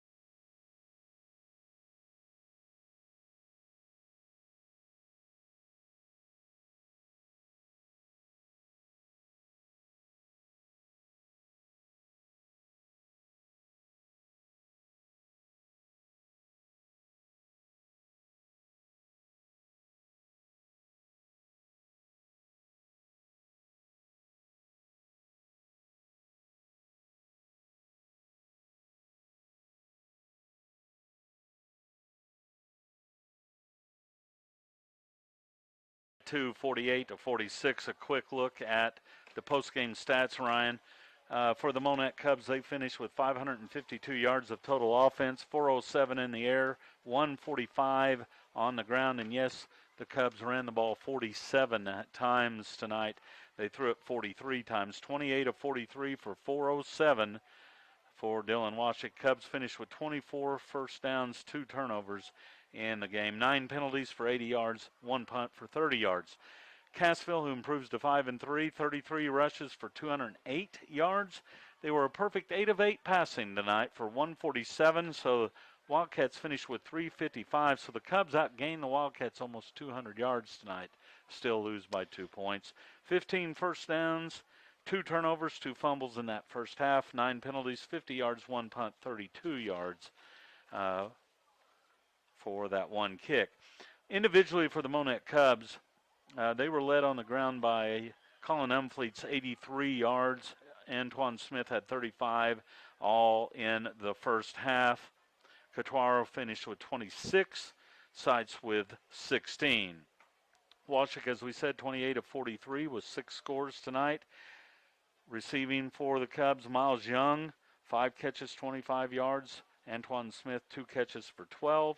Braden Sites, 4 catches for 98 yards and 2 scores. Carson Nesselrode, 154 yards and on 4 catches, 2 scores. Umfleet, 35 yards on 5 catches, and Alex Meeks, 83 yards on 8 catches and a score. Miles Young, of course, had that touchdown late to draw the Cubs to within 2. Quite a ball game tonight, Ryan. It was a fun one, as the Berry County Brawl usually is, Benji. Yeah. And we'll remember the score, 48-46. Yeah, I mean, this will be an all-time classic. It was. Instant classic. Again, how many of those have we had this year? Several. Multiple. And yeah. One thing about it, when you come to a Monett Cub football game, you get your money's worth. you do. It wasn't like that for a couple years there, and that mojo's found its way back, which is good to see. And I even the years that the Cubs were down, though, you would see them getting fistfights with these teams that statistically you thought were going to come in here and win. And then Monett all of a sudden gives them a game. Now it's Monett's all of a sudden favored in some of these matchups. Tonight was just one of those games where if you looked at betting odds, it was probably 50-50. Just a pick 'em. No spread, just pick 'em. And Cassville edges it out by 2. It's one of those games, so if there's another quarter, all of a sudden maybe Monett wins or Cassville wins. Anyone's game. Well, it comes down to a couple pick sixes, Yeah. you know. And, you know, those things happen in a game. And a touchdown called back for a holding penalty. I mean, there were points left on the field. What was the official turnovers again, Benji? 2 and 2. 2 and 2. Yeah. 2 went for touchdowns, though. Yeah. 2 didn't. There's There's the difference. there's your padlock stat. So, you know, it's an interesting game. Next week's Mount Vernon, we're going to talk about that here in a little bit. But before we do, we're going to take one more break. And when we come back, we'll talk about tonight's players of the game. We'll also take a look forward to the Mountaineers here in the Angus Branch Steakhouse postgame show. We'll be back after this 2-minute timeout. And he will have the first down to the 30. Pass rolls to the left. Under some pressure, still with it, throws it late into the end zone. Jump ball down there, and it's caught by the Wildcats. Tailback. Washik back to pass. Throws near side, and the pass is intercepted, and this may go the distance to the 15-10-5 touchdown Wildcats. That was Roark with the straight back to pass. Screen pass comes to Umfleet. He cuts it up, and he will have the first down to the 35, a gain of 12. In between them. He looks left, however. Sites makes the catch. Touchdown, Monett Cubs. And Sides get it, guy, for Stearns.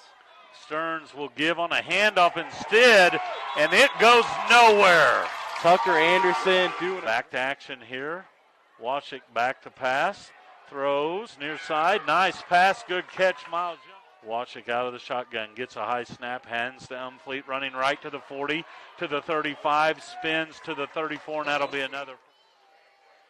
Back to pass. Dylan Washik throws left side. Great catch by Sites. Washik gets the snap. Back to pass. Fires. Has Meeks. First down and more inside the 20. From the 17, handoff to Sites, angling to the right to the 15, down to the 10. Washik with the snap. End around comes to Sites. Sites spinning his way down to about the 2. Washik out of the shotgun. Takes the snap. He rolls to the right. Throws to the right. Touchdown! Miles Young! They go to the Behind him. Now Umfleet moves to the right side. Washik back to pass, throws right side. It's Meeks, and he comes up short. The Wildcats stop the Cubs on the 2-point conversion. I think they were throwing the throwback play. Umfleet went to do his route, and he got leveled. And that's how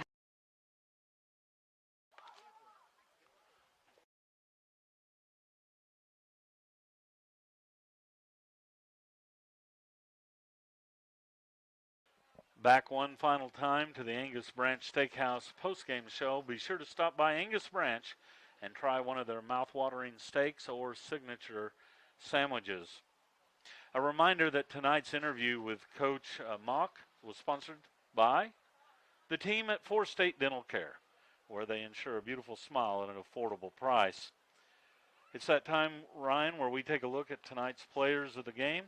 They're brought to you by Heritage Tractor, your local John Deere dealer with various locations in the area. It's a great time to buy a tractor, so be sure to stop in for great deals and low financing. And I'm going to turn it over to you first to talk about the defensive player of the game. Yeah, I'm going Tucker Anderson. I thought he saved the Cubs multiple times tonight. He had some big tackles for loss. He set the edge well at the outside linebacker position. So I'm definitely going with Tucker Anderson. We'll do honorable mention there with Camden Tolles as well. Did a good job penetrating the offensive line and creating havoc for the Wildcats as well. So I'm going to go Tucker Anderson, then honorable mention Camden Tolles. I'm going to go with a pair of receivers for the Cubs tonight. Alex Meeks led the Cubs tonight with 8 catches, 83 yards and a score. But the guy that really hit big in the first half before he went out in the second half, Carson Nesserobe, 4 catches, but 154 was the yardage of those 4 catches. He had 2 huge catches and 2 touchdowns. Showcased great speed and good hands in the first half. So the offensive players of the game will be Nesserobe and Meeks as the Cubs fall 48-46. Now let's talk about the Mountaineers. The Mountaineers started slowly, and all of a sudden they're starting to gain momentum here late in the season. Yeah, they started off pretty slow, like you said. And it's Tom Cox being a great coach, able to make adjustments to what he has, and all of a sudden they get to the end of the year, and it's a very formidable opponent that you're going to have to come out playing your best game for. Seemed like only yesterday that they had a loss in week 1 to Aurora, remember? To Aurora, and then Aurora didn't look too good, and everyone was like, well, maybe Mount Vernon's not that great. Then they go beat Lamar. It's like, okay, well, Lamar's quarterback broke his arm, whatever. Well, now they beat Nevada. It's like, okay, they're a legit team. Yep. You got to come out ready to play some ball. I tell you what, it's a grind. I'm telling you, for a Class 3, and Monett being Class 4, but mostly a Class 3, well, sprinkle in a Class 2 with Lamar. Yeah. It's a grind, though. This Big 8 is it's hard, you know. And I know the COC is hard.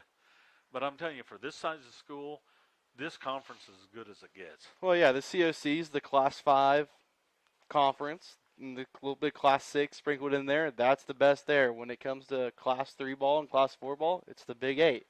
And those are where the best teams are, and there's a couple other conferences where teams go, but they're not nearly as competitive as those 2 conferences. No, and tonight, another example, 48-46. You know, Cassville with the win, but this game could have went either way.